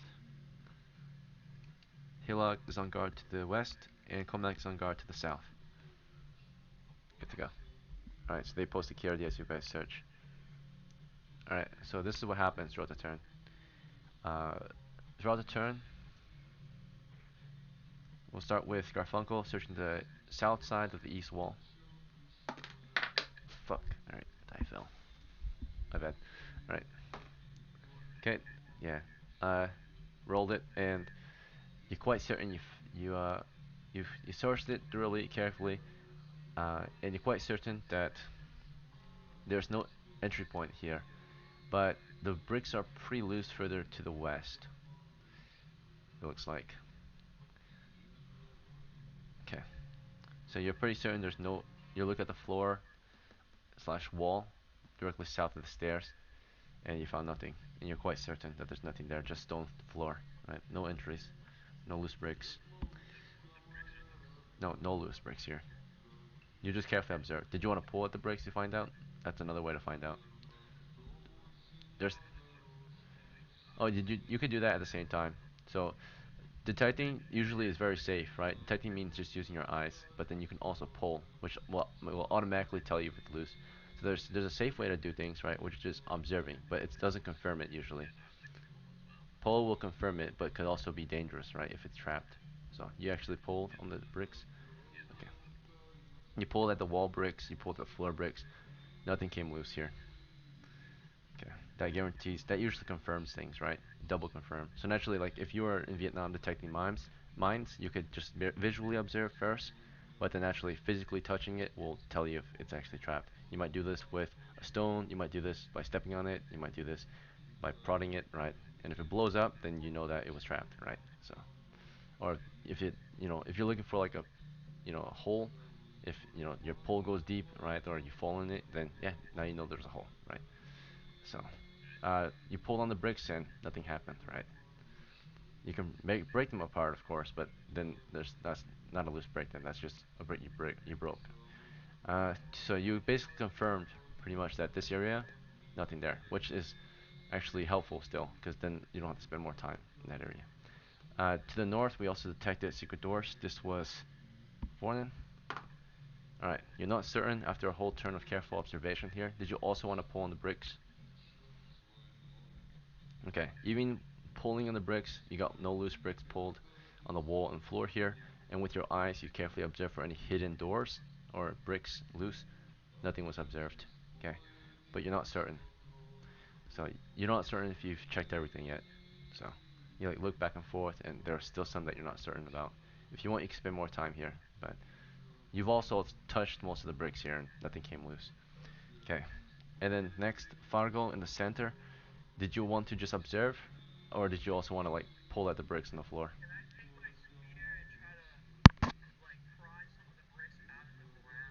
Pry them loose. The bricks look pretty loose here on the west side, and with careful observation, you're quite certain that the bricks here are loose, right? They're all very loose on the west side, and as you start lifting and pulling, the bricks come off easily. You just start pulling them loose and easily, and the entire west side, right, as you pull bricks loose and carefully, is the other stairs, right? Naturally. So it's on the floor though. So you reveal a trap door here. It's a large wooden trap door that you have to lift open to get down the next set of stairs. It's on the west side. Narrow stairs descend. So sometimes the shape of a chamber can tell you where things are too, right? Naturally, if there's already something there, right? If there's an open area, there's a better chance of something being there. So it has to fit somewhere, right? So we have detected a second set of stairs on the west side of the chamber. Very narrow stairs descending below. Well, there's a trap door first. You want to lift it? You've just revealed it, so there's lots of bricks still. You need help pulling the bricks. It takes a turn to remove all the bricks by yourself. If someone helps you, you'll go back quickly. So the dirt, as you know, he discovered it halfway through the turn, right? Those who were listening, let me check if they heard anything real quick. Okay, the guy to the north did hear something to the north. Let me roll to see what he heard. He was hearing he was hearing strange movements, right? Like a strange whisper to the north. He was like, "What the fuck was that?" Right? There's something down there with us guys, right? It's not approaching, but he heard it to the north, right? Like a whisper. Um, yeah. So he heard something far. It's beyond it. He heard it in the distance. Okay. And just lets you guys know. But from here, like halfway through the turn, as you guys were in the middle searching these areas, near the end of the turn, the secret door is revealed. He's pulling bricks out, and you guys want to get to helping your cleric pull bricks. If three people pull the bricks at once, right, then the bricks are pulled in 3 minutes. If two people, then it's 5 minutes, and if one person, it's 10 minutes to pull the bricks. All three. So as the guards, as your retainers pull security, the three of you can pull bricks, and then of course I think while you guys were doing that, uh, one of you were just poking at the stairs the whole time for any loose bricks, and none of the stairs came loose. The stairs were quite sturdy. From here, Aloe, what do you want to do? They're pulling bricks. Do you want to keep poking the stairs or something else? Yeah. He was originally pulling or poking bricks with the spear. Poking the stairs that you guys climbed down. Aloe, what would be your follow-up action? We're going into turn 3, so 30 minutes. So the party's not pulling bricks from the floor. Do you want to keep poking at the stairs or something else? Alright, so he's just on the stairs, continuously poking the stairs with the spear as you guys are pulling bricks. Okay, so huge help, yeah. Just poking the same stairs over and over. Maybe you'll find something, right, someday, right? But as you're poking with your spear is becoming blunt. Oh, button? Okay, is that true, Eloise? Are you using your blade or using the button of your spear? Do we want a dull spear for the adventure? Defaultly, you're poking with it. Okay, very well. Just making sure. Okay. Attentive players will poke with the button, but non-attentive players naturally will be stupid and poke with the blade. Let's see. Alright. No, not this time. You're smart this time. So, let's see. To the south, we're hearing noises again. The guy to the south is also hearing some sounds. This time he hears, it sounds like laughter and crying at the same time. What the fuck is that, right? He heard someone laughing and someone crying in pain. But it's really faint in distance. So did anyone else hear that? And no one else heard it, alright? He reports this to you guys as you guys pulled bricks. Is that fine? But it's not approaching, it's just a distant noise. Alright, so he's hearing things, perhaps.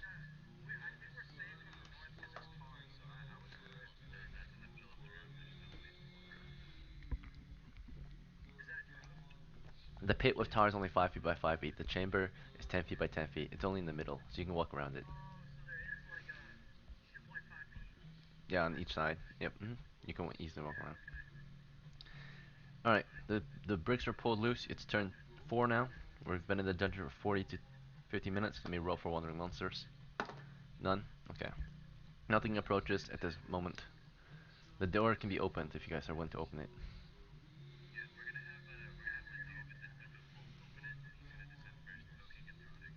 Go back now. It's alright. I've got this. You can see him quickly prod the trap door carefully and quietly, right? As quietly as you can, but you hear wood knocking against wood. So you, oh,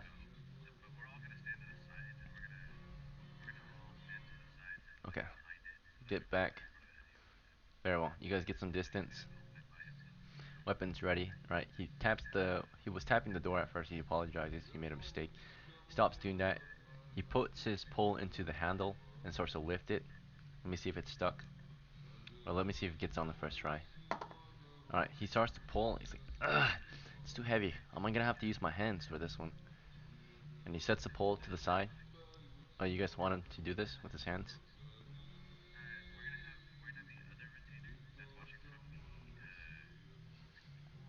Dolgash or Hillag?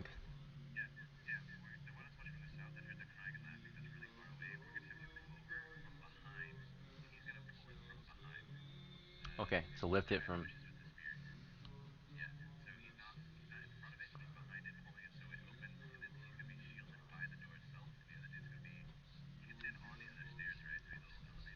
The trap door is really large. It's like a 3 foot by 3 foot trap door.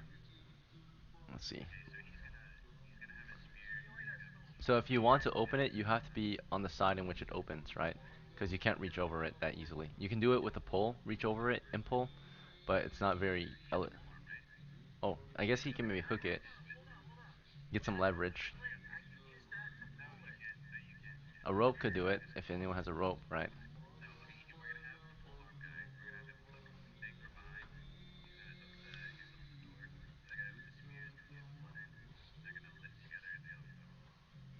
Okay. Okay, so the guy with the pull on the hook, with the handle placed there, right on the door, he tries to get it hooked, but the best he can get is just like he puts the hook of his pull arm through, and is able to just kind of get some leverage, right? Like pop it open, if that makes sense. It's like right and lift it. Okay. Okay, so one guy popping it open, one guy lifting it with the pull. So the 10-foot pole is lifting, and the pull arm is popping it open, right? So good call. So the guy popping it open with the pull arm, he gives it a try, and it works, right? He leverages it against the stone and everything, just like pushes down on one side and lifts the other, right? Pops the door open, and the other guy carefully lifts it with the pull. Um, and the door is opened up and reveals a spiraling stair, very narrow descending. The stairs are only about a foot wide, or a foot and a half wide, super narrow and tight. Only one, definitely only single file.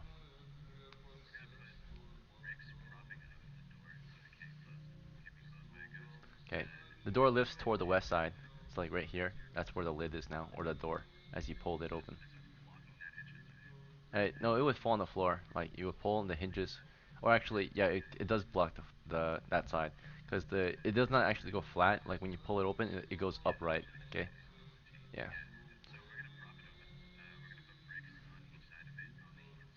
okay, good to go. All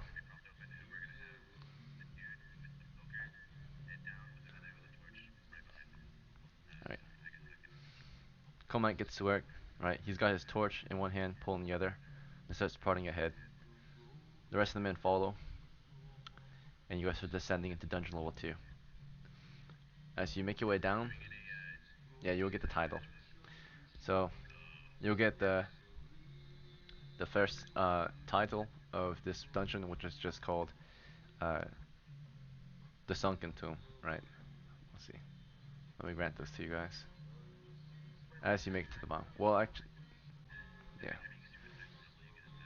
Basically, you survive dungeon level 1, right? You get to dungeon level 2. So, like, you have a campaign ribbon now. Because you technically kind of cleared dungeon level 1 by not clearing it, by just entering dungeon level 2. Right? So that's like speed running, right? So you found a way into dungeon level 2, a shortcut. So, alright. Um, and then you got the dungeon level 1 title, which is the Sunken Tomb. But you don't actually get it till you get out of here. You have to get down the stairs and then come back to live and tell the tale, right? And you get the campaign ribbon for that, which is the Sunken Tomb. So, alright. So you descend, the stairs, the sand, going deep underground. The stairs descend for roughly 30 feet, okay? That's another 30 feet descent. You're 60 feet under the ruins now. That's pretty freaking deep. Hmm.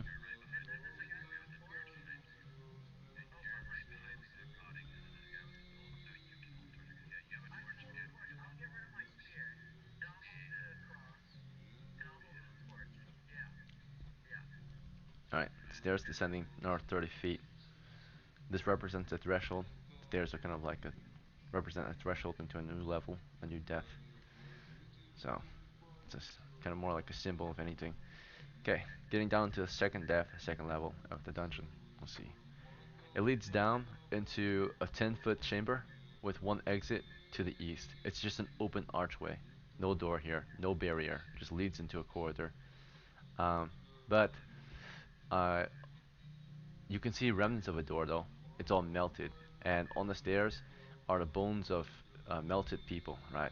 It looks like the stairs are slightly melted and corroded, You're not sure by what. It's all kind of smelly here. It smells like silver, and you see the melted remains of various characters and armor on them, right? Of bones, armor on the bones also melted.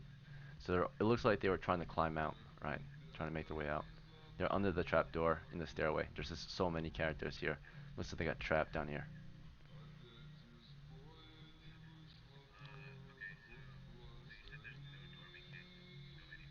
You can. At the bottom of the stairs, there's the exit leading to a corridor that goes north and south.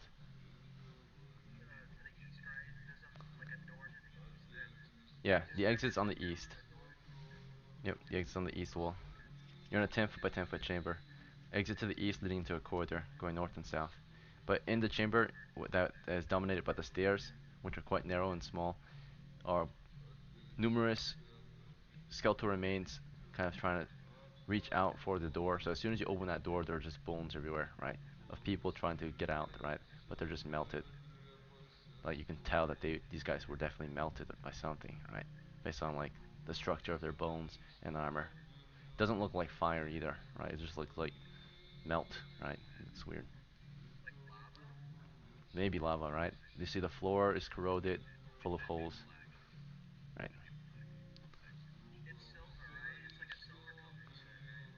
And it's not really any color exactly. It's just bones that look melted and corroded, right?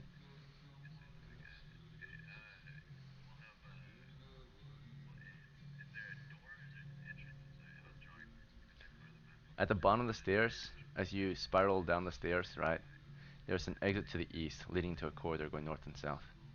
The exit is 5 feet wide. There's no door there. All it is, or it's about 3 feet wide actually.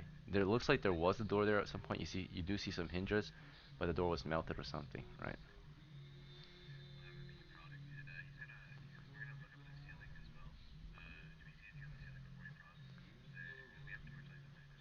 In the ceiling of the chamber you're in, or or the corridor.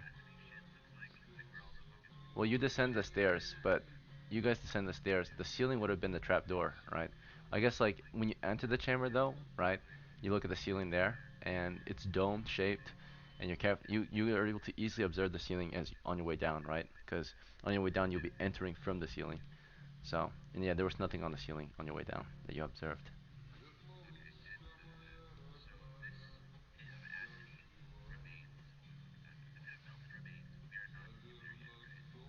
No, you're in there. The human remains are on the stairs that you descended and in the floor or at the bottom. Most of them are on the stairs. On your way down, you were stepping on them, right? They were struggling to escape.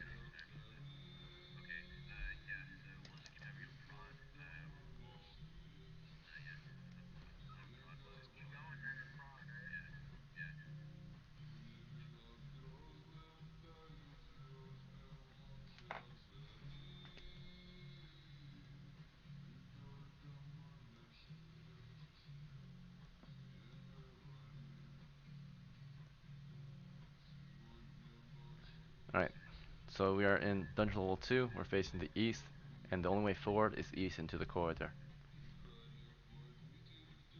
Is that fine? Okay. You explore into the corridor. It's 10 feet wide, about 8 to 10 feet from the floor is the ceiling. It's arched ceiling, arching from the east to the west, and the corridor goes north and south, right? Uh, the chamber was smelling of sulfur, but you leave it and you're entering to a corridor that smells just dusty and faintly of sulfur. Which way do you want to go, east or west? I'm sorry, north or south? Down the corridor. Your torch, yeah. Mhm. Okay. This is a corridor going north. It's 10 feet wide, 8 to 10 feet tall. There was, yes. Hmm.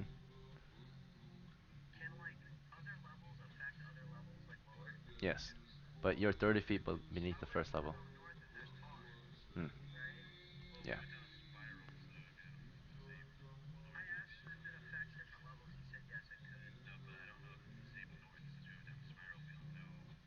Right. Aligned. Well, if you're mapping correctly, if this is directly beneath the chamber with tar, right, then naturally, if the Chamber of Tar should be here, right? So you should be, if you do go north, you should be slightly east. If it's directly aligned. Yeah. Good call. All good. So we explore to the north and prod north. Okay. We're in formation, three abreast at the front. Comac prodding ahead, floor or eyes on the floor. Garfunkel, spear readied, watching north, carefully exploring. Beside the two of them is also um, Alui with his spear, watching north, right, as you explore. You're in a 10-foot corridor, three abreast, so that's the standard.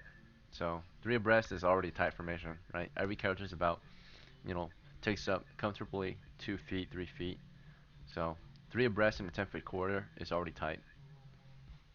Any more than that will be too tight to use any weapons, right? Or any items. Same formation? Okay. Alright. Okay, moving north. So, that's fine. Okay, so it's turn 5 right now. Before we actually advance to the north, your characters are pretty tired. If they continue forward, I suppose while you guys were discussing kind of, we can like discuss and rest in the stair area and rest. Yeah, before we continue, so we don't get a -1 penalty. Alright, so turn 5 to 6, then we're resting. Turn 6 we'll lighten torches. But while we rest, you guys will take a in real life break, halftime. So go ahead and take 5, grab your drinks, eat your food, use the bathroom. See you in 5.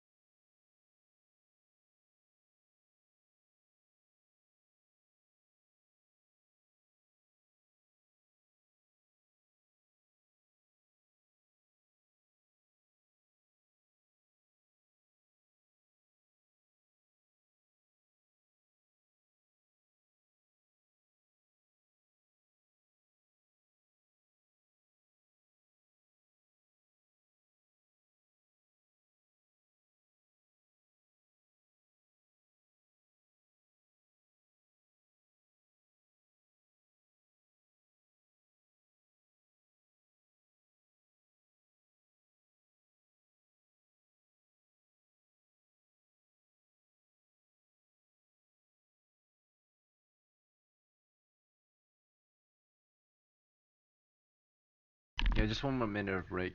I put it to 10:20.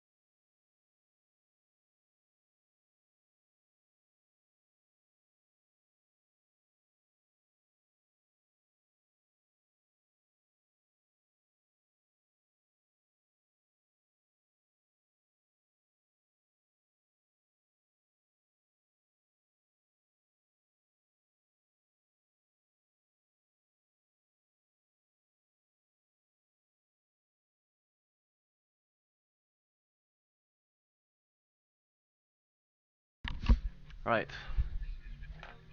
it is time to resume. Our break is over. Hopefully, you guys are ready. Hopefully, that was a long enough break. We start this adventure. Sorry, was it at 8 p.m.? Or sorry, what was it? 20 JST, right? So we've got about an hour left to go or less before our game is over. Let's see. Let's see. Started at what time did we start? Let's see. I don't want to hold you guys too long. Okay, so we've got maybe half an hour left. Yeah, right. So we got about half an hour left to explore. All right. We always get to the juicy part near the end. Let's see. Unfortunately, but it is what it is. Um, so you guys are exploring to, or after your rest for a turn, so 50 minutes to 60 minutes. Um, then 60-minute mark, of course, you lit your torches. Also, wandering monster check for turn 6. It's been quiet, nothing approaches. Torches lit, minus 2 torches from Voinen again. So 4 torches total to refill our torches. Okay, torches are refilled. You explore into the corridor now at this point, carefully exploring, prodding ahead. Prod, tap, tap. Okay, and the prod does tap on something that doesn't sound like stone. Obviously, he was prodding, and then suddenly there's more of a pat pat. Do you want to keep going? This is in the middle of the corridor. Okay.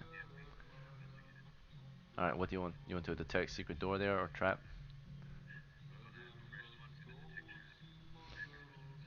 Okay.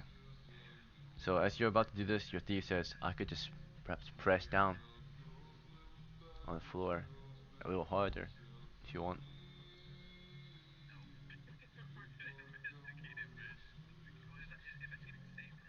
It takes longer, right? So like, you can the idea another modern concept is right. You can look at the ground for 10 minutes, or you can throw a rock at a mine for, a second, right?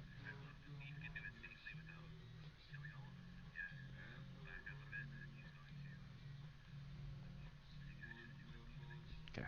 Tells you guys to get back, so mostly you fall back toward the stairs or climb the stairs actually. And he leans in and puts his weight into it, right? Leaning his or pushing his pole down into the floor. That just sounds like pat pat. And then he pulls forth a what appears to be a he breaks forth what appears to be a pit trap, 5 foot by 5 foot. Basically, what happens is the rocks here or the floor here was covered by some type of carpet that was covered in just rough dirt and loose bricks that were held by uh, just kind of loose bricks, right? Held down by loose bricks. So it all kind of crumbles down, and you have here a 5 foot pit dropping down about 10 to 20 feet, not sure, but it goes down and hits rock bottom and covers whatever's below, right? Crashes, makes noise check, wonder monster check. Nothing approaches. Right after the sound echoes throughout the north and south side. So yeah, pit trap here. You can easily go around it. It's been triggered.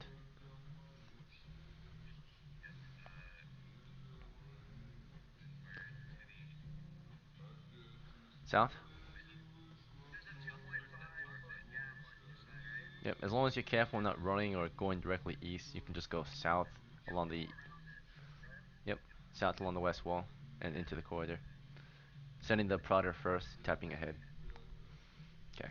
Tap tap. So far the floor just continues to sound like stone. Right. He's tapping it loud enough so you guys can hear the material up ahead.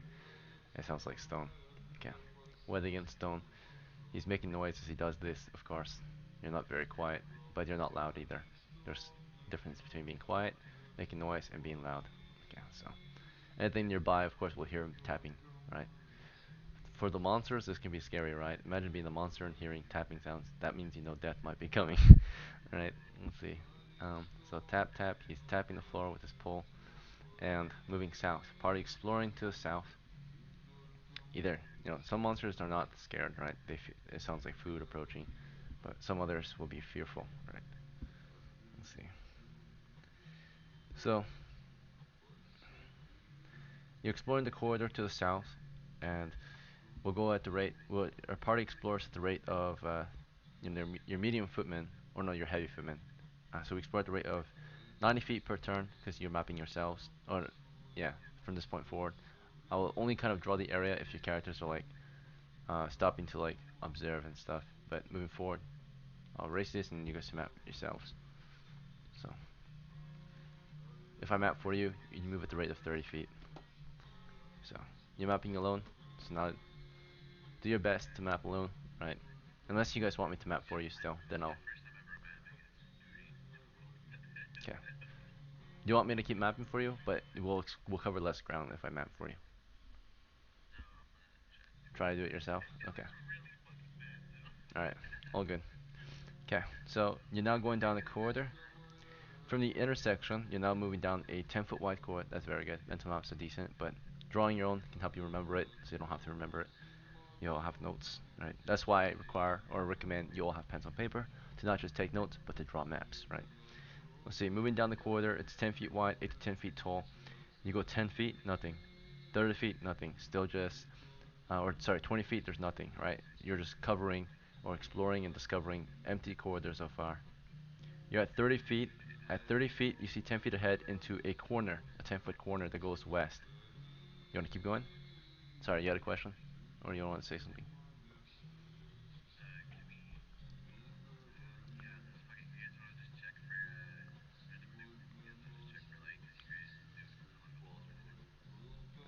You want to check this area?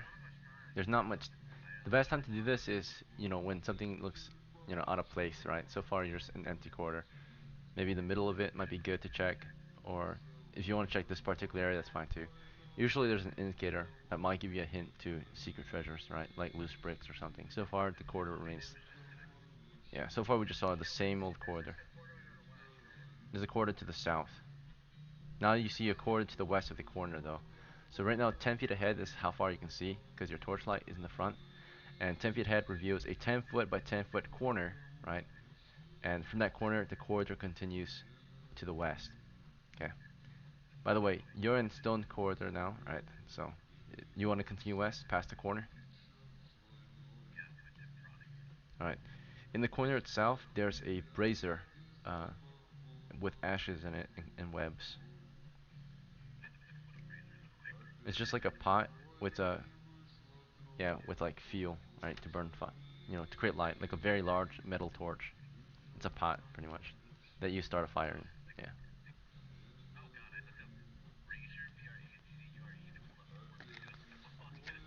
No.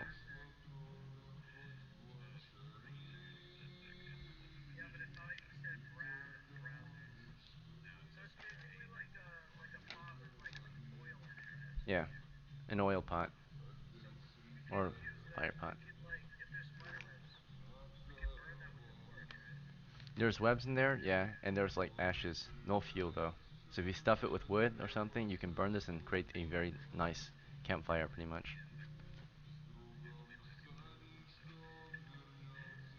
Next time you come back, you can bring tons of wood because you're in the forest, right? There's plenty of wood.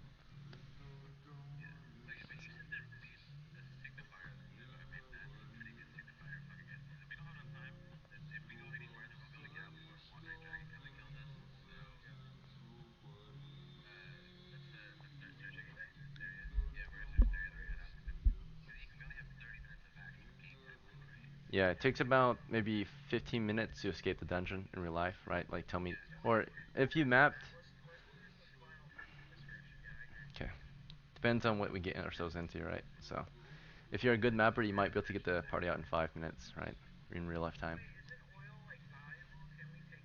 There's no oil in there. There's ashes and webs, right? Usually there's maybe oil in there or there's maybe firewood in there. This one just has ashes and webs.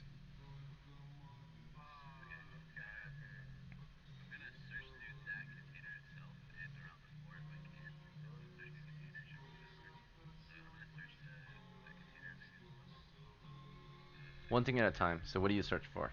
What do you search first? The brazier? Okay. So what do you want to? How do you search it? Do you just observe it for something, or do you want to actually like go through it, put your hand through, and sift around, or something? Like what do you do? Oh, right. Okay. Okay. Good call. So as Garfunkel, starts to grab onto the brazier and dump out its contents, Vorna, what would you like to do?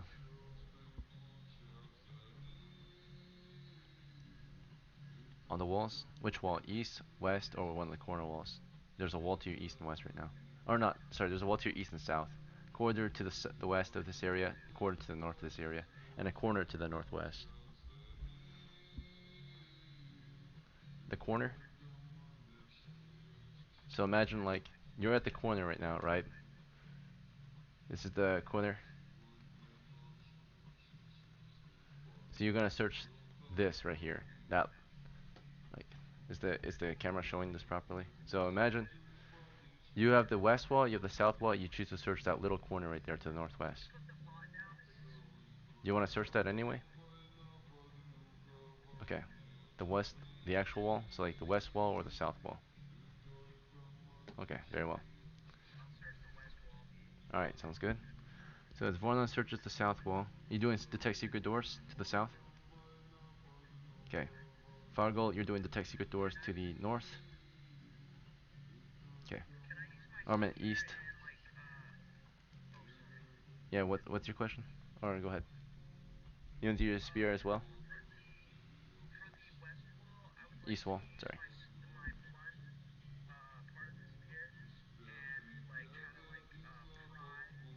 Bricks out? Okay, so that can automatically tell you. So as you're prodding bricks, you're also carefully observing, but that kind of negates it. There's no point of carefully observing if you're just gonna poke, right? So you go ahead and start poking that entire east wall. A 10 foot by 10 foot wall can be thoroughly poked by a pole using the end of your spear, the blunt end. Okay. So as you do this, you're just prodding right now. So Fargo prods east. Alleyway, what do you want to do?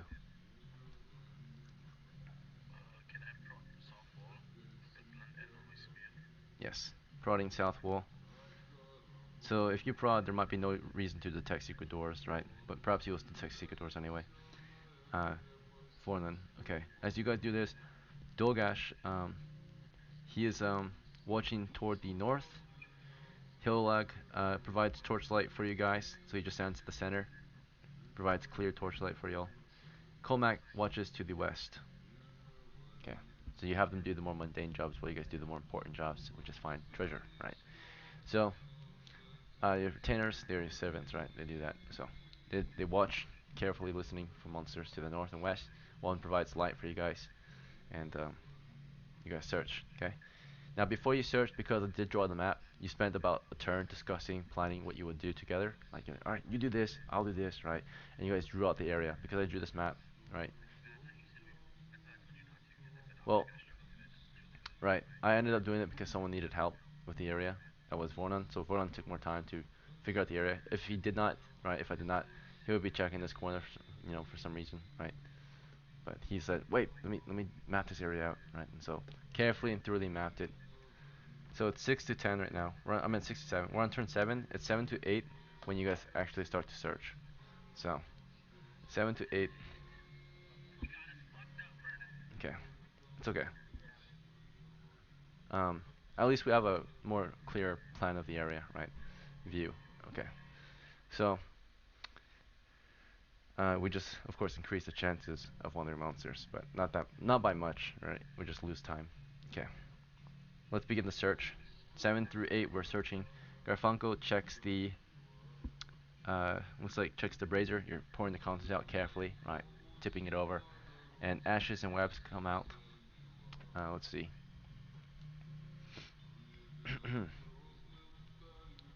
Aside from that, you also get 5 random bones as well that pour out.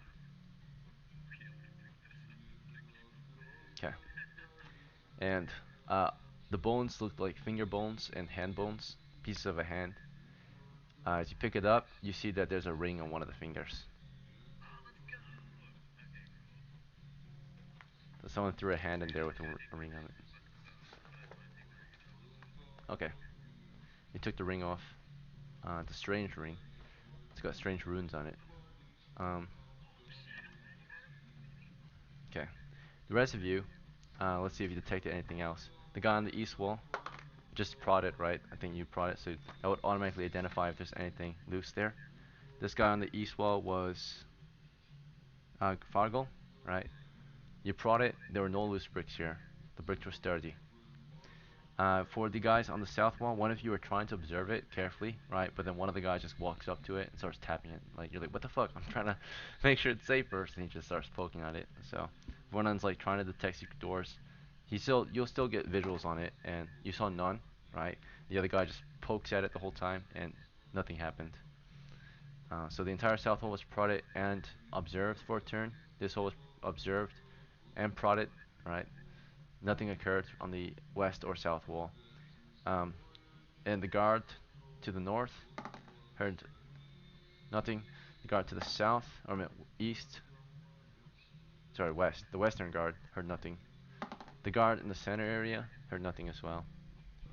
You just can hear you dumping ashes and pulling off a ring off of a skeletal hand.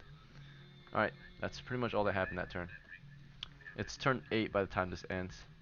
Let me roll for one of their monsters. It's been quiet. You want to put the ring on now? Or do you guys want to discuss it?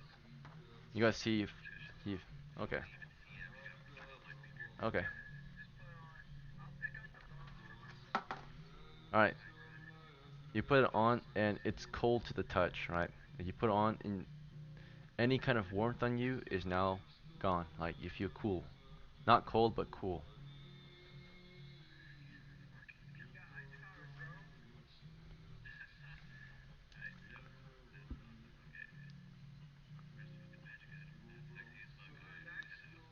Okay. You want some hand bones? Human hand bones? Sure. You pick them up and you shove them into your pocket, right? Some human bones. Or you don't have a pocket, but do you have a bag? Let's see. Yeah. You put it in your bag. Medieval times, people don't got pockets, unfortunately. They have pouches, but you have to buy that. Yes. Entirely, it's coming together. It's just a skeletal. It's a skeletal hand if you put it together, right? So, all right.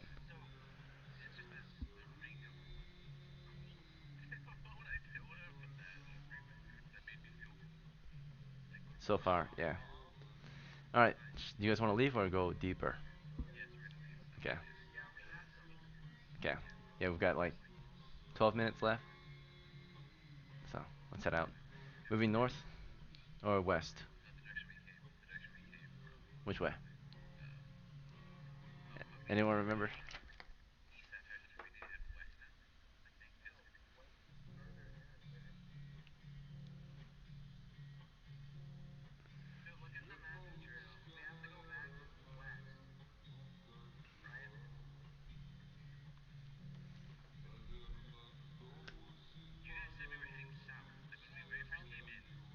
This is me right now. You guys are lost.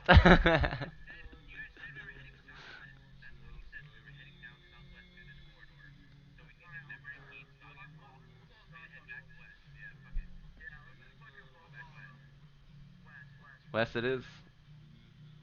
Okay.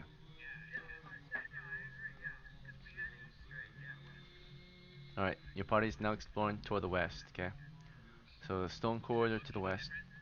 It looks looking north and west. It's still a stone corridor, 8 to 10 feet from the floor, 10 feet wide, dusty as usual. Okay, you're at 10 feet. You don't see any footprints here. Good call. Looking north, you see footprints in the dust. Yeah, that's an easy way to find out, I suppose. All right, following your tracks. You're going north. Very well. Let's see. 10 feet, 20 feet, 30 feet, you arrive at an intersection. To the west, there's an exit leading into a chamber with stairs. Your torch shines so much, right? You've got a torch in front. Avoiding the pit. Okay, you go around it. You go west into the chamber. You want to ascend the stairs? Okay. Prodding carefully. Leading up to the stairs. Okay. Alright. By the time you get to the top of the stairs, it's turn 9. Okay. So, no wandering monster check yet. We got to the top and the door's open, right? Uh, or actually, I'm gonna roll to see if it's still open. Yeah, you did prop it up, so uh, yeah, it's still open. Fortunately, the bricks are still there. No one moved it. Um, okay. You want to close the door, or do you want to leave it open like this? Close it.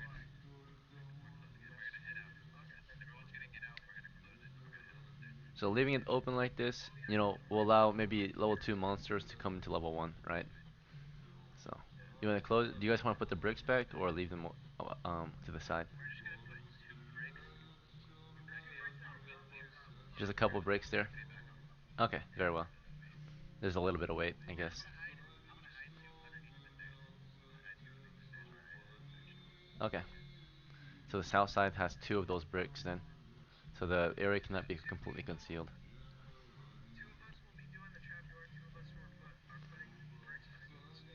Okay, well, 2 bricks on top of the trapdoor doesn't take long unless you're trying to put more than 2 bricks there. And then one of you carry 2 bricks over. Yeah, you lift the bricks. Each brick is about the shoebox size.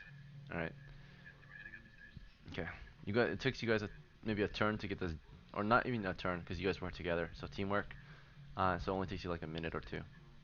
If one person did this and everyone just stood there doing nothing, then it would take a whole turn. But you guys are working as a team and you get it done quickly. You can go up the stairs. Okay. The stairs lead you out into the tomb or the ruins, right? And from here you're on the haunted hill, right? How would you like to continue? Which way?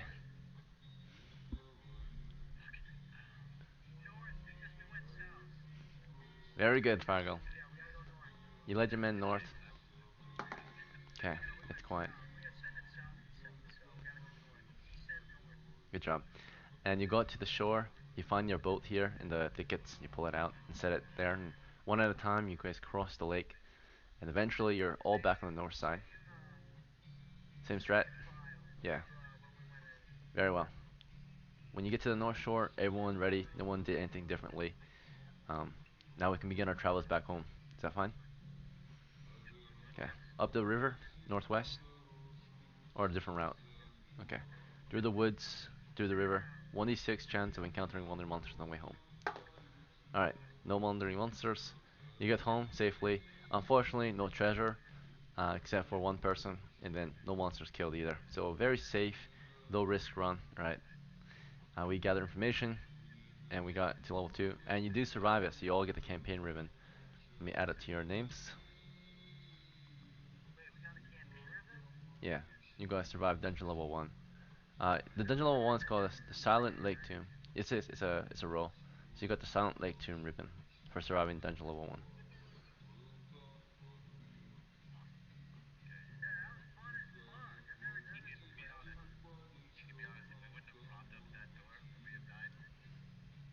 It would have maybe closed on you. Would you have died? Maybe if there was a monster. So, propping over doors.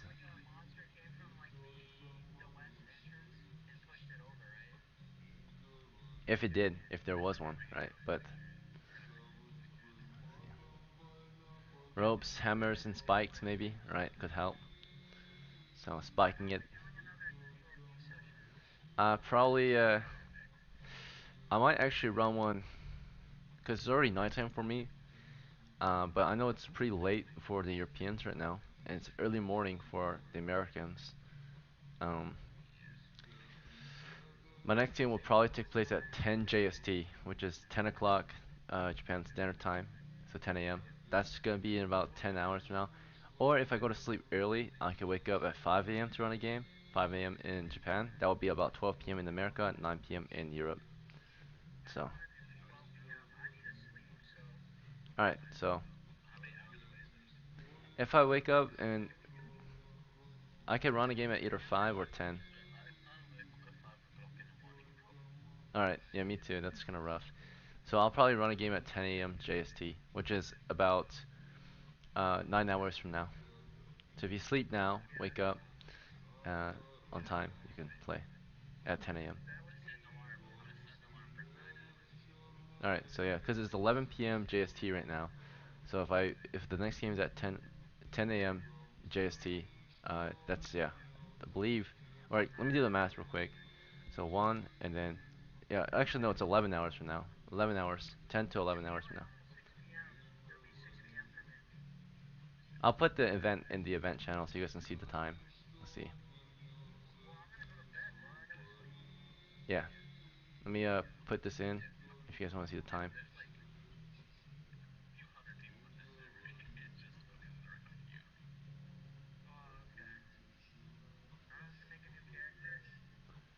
No, you can continue as your old character, right? It's a pick up and play, right? So,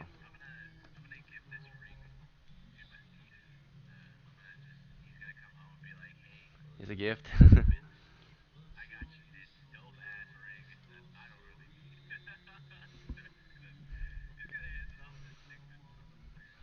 Okay, so Garfunkel gives this ring to Sigmund. I'll note it down.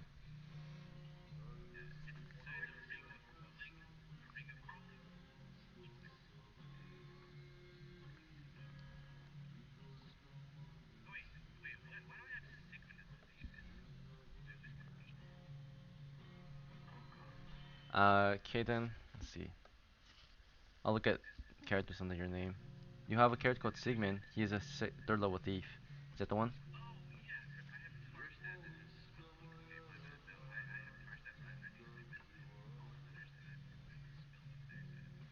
Okay, so we want to gift it to Sigmund, right? Okay. We don't know what it exactly does, but it makes you feel cool at so far, right? If someone has read magic, they can read the runes, which might help you identify what it does.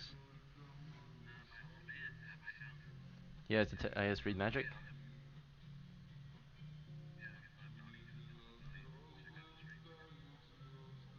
Oh, you don't got it then. Yeah.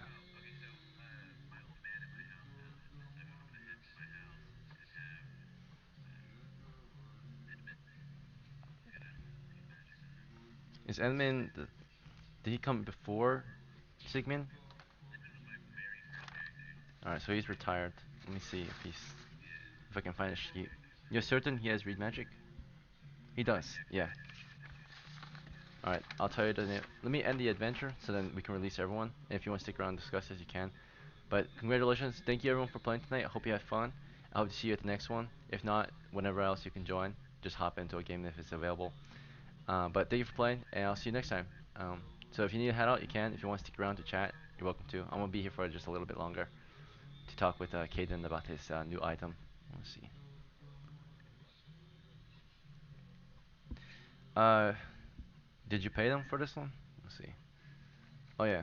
Okay, so there was no treasure acquired for this expedition, but you paid them out of your pocket, I suppose, right? So their daily wage would have been 1 silver each, so minus 3 silver. You lost money. You just lost stuff for this whole adventure, but at least you gained information. Let's see, minus 3 silver pieces. Yeah, yeah, of course. Let's see, plus 1 silver to Dolgash, plus 1 silver to Hilak, plus 1 silver to Comac. So they all get a silver, which they immediately spend on booze, right? And then get experience points. So, okay. So with 1 experience each, they do level up, right? So Dogash will become a fighter, Hilak fighter, and Comac a thief, first level. I'll write the information later though, because or actually, if you stick around, I'll write it for you now. But I'm gonna help Caden first with this ring. Let's see. All right, let me get the translator. Your brothers made it home alive this week, and with a little bit of profit. Let's see. Not pay to win either, right? You just found it naturally. So it's the first time it's happened in a long while. In the old days, people only found magic items by playing the game, right? But nowadays, people find it by paying to win. But it's okay. Yes, you are. You can tell the difference from a a skillful player and a pay to win. Karm is our peak pay to win player, but he also has some skill sometimes. He's a great player. He supports us. He's been around for a long time. So at times he's very skillful, but recently he's just been really reckless. It's okay. Yeah, and pay to win-ish. All these levels and Ajigatos have been coming from pay to win. Let's see.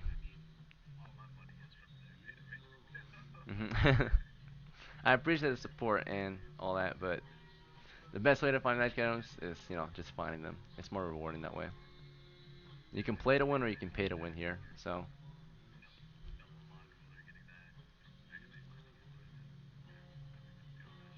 hmm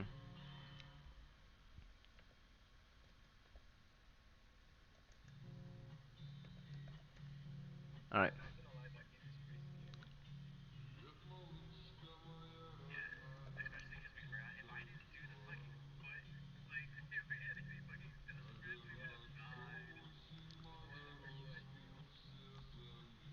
Great calling tonight, Caden. Let's see. I'll post your the name of it is called You Read the Runes, and in the common tongue it's Resistera Flame. So in the common tongue it reads resist flames. It's a flame. It's a ring of flame resistance.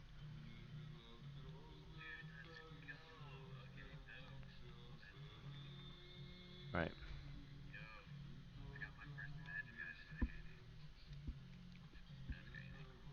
Okay. All right. And then let's level up your characters, Donny. All your 0th levels, your retainers, your loyal men become first level. You're the one that utilizes retainers the most, so I really appreciate it. Retainers are a major part of the game. You can see how useful they are, right? So they have their uses. So you're starting to become really good at it. If practicing retainers or leading men is very important because in the long game, in the future, retainers have a lot of importance. Having those extra manpower against hordes of monsters will help. Oh yeah, and they hire retainers, huh? So a retinue of men, you'll need it, and have them grow with you as you grow. Is the best way, right? So they'll become loyal. Okay, your F1. Let's roll up his ability scores.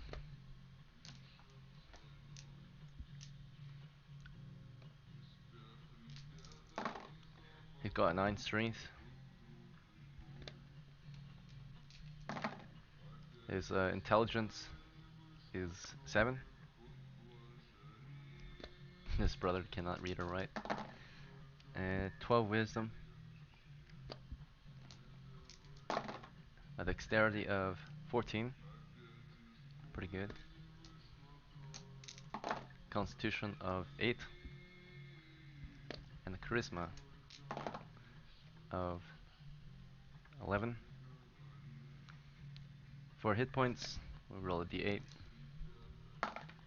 1 plus or minus 1. We'll keep the 3 that he had at level 0. And then the next guy, ability scores. His strength is 10. His intelligence is 9. His dexterity is 5. His or sorry, that was wisdom. Sorry, dexterity is 13. Both of these guys are quick. That's good. Constitution of 14 and charisma of 11. His hit points 6 plus 1, 7. So pretty good. Your dog is very tough. Alright, your last guy, Comac, Thief. His strength is 14, strong thief. Intelligence is 13, he's smart too. Wisdom is 13, he's wise. Okay, dexterity is 6. No, wait, yeah, 6. Bit clumsy. Oh, he makes a very poor thief, sadly. We're probably gonna actually reduce some of his scores to raise his dexterity, because that would not make sense for him to be clumsy as a thief. Um, his constitution is 8, and his charisma is 10. Alright, what we're gonna do is we're gonna lower both his intelligence and wisdom all the way down to 9 for each to raise his dexterity to by a total of 4 points. So his dexterity becomes 10, and the other ones become 9. He'll remain strong though, at least. Let's see.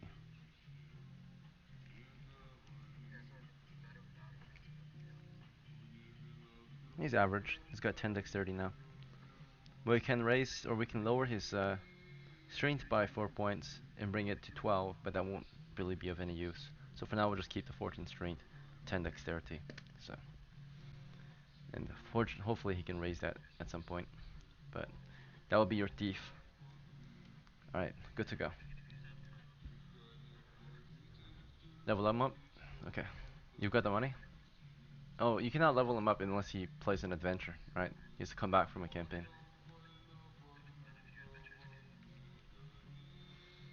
Uh, if it was recent, usually like you come back and you know enjoy the spoils. Like you have to survive an adventure and get promoted on your way back. So like on your way home. So to account for it, yeah.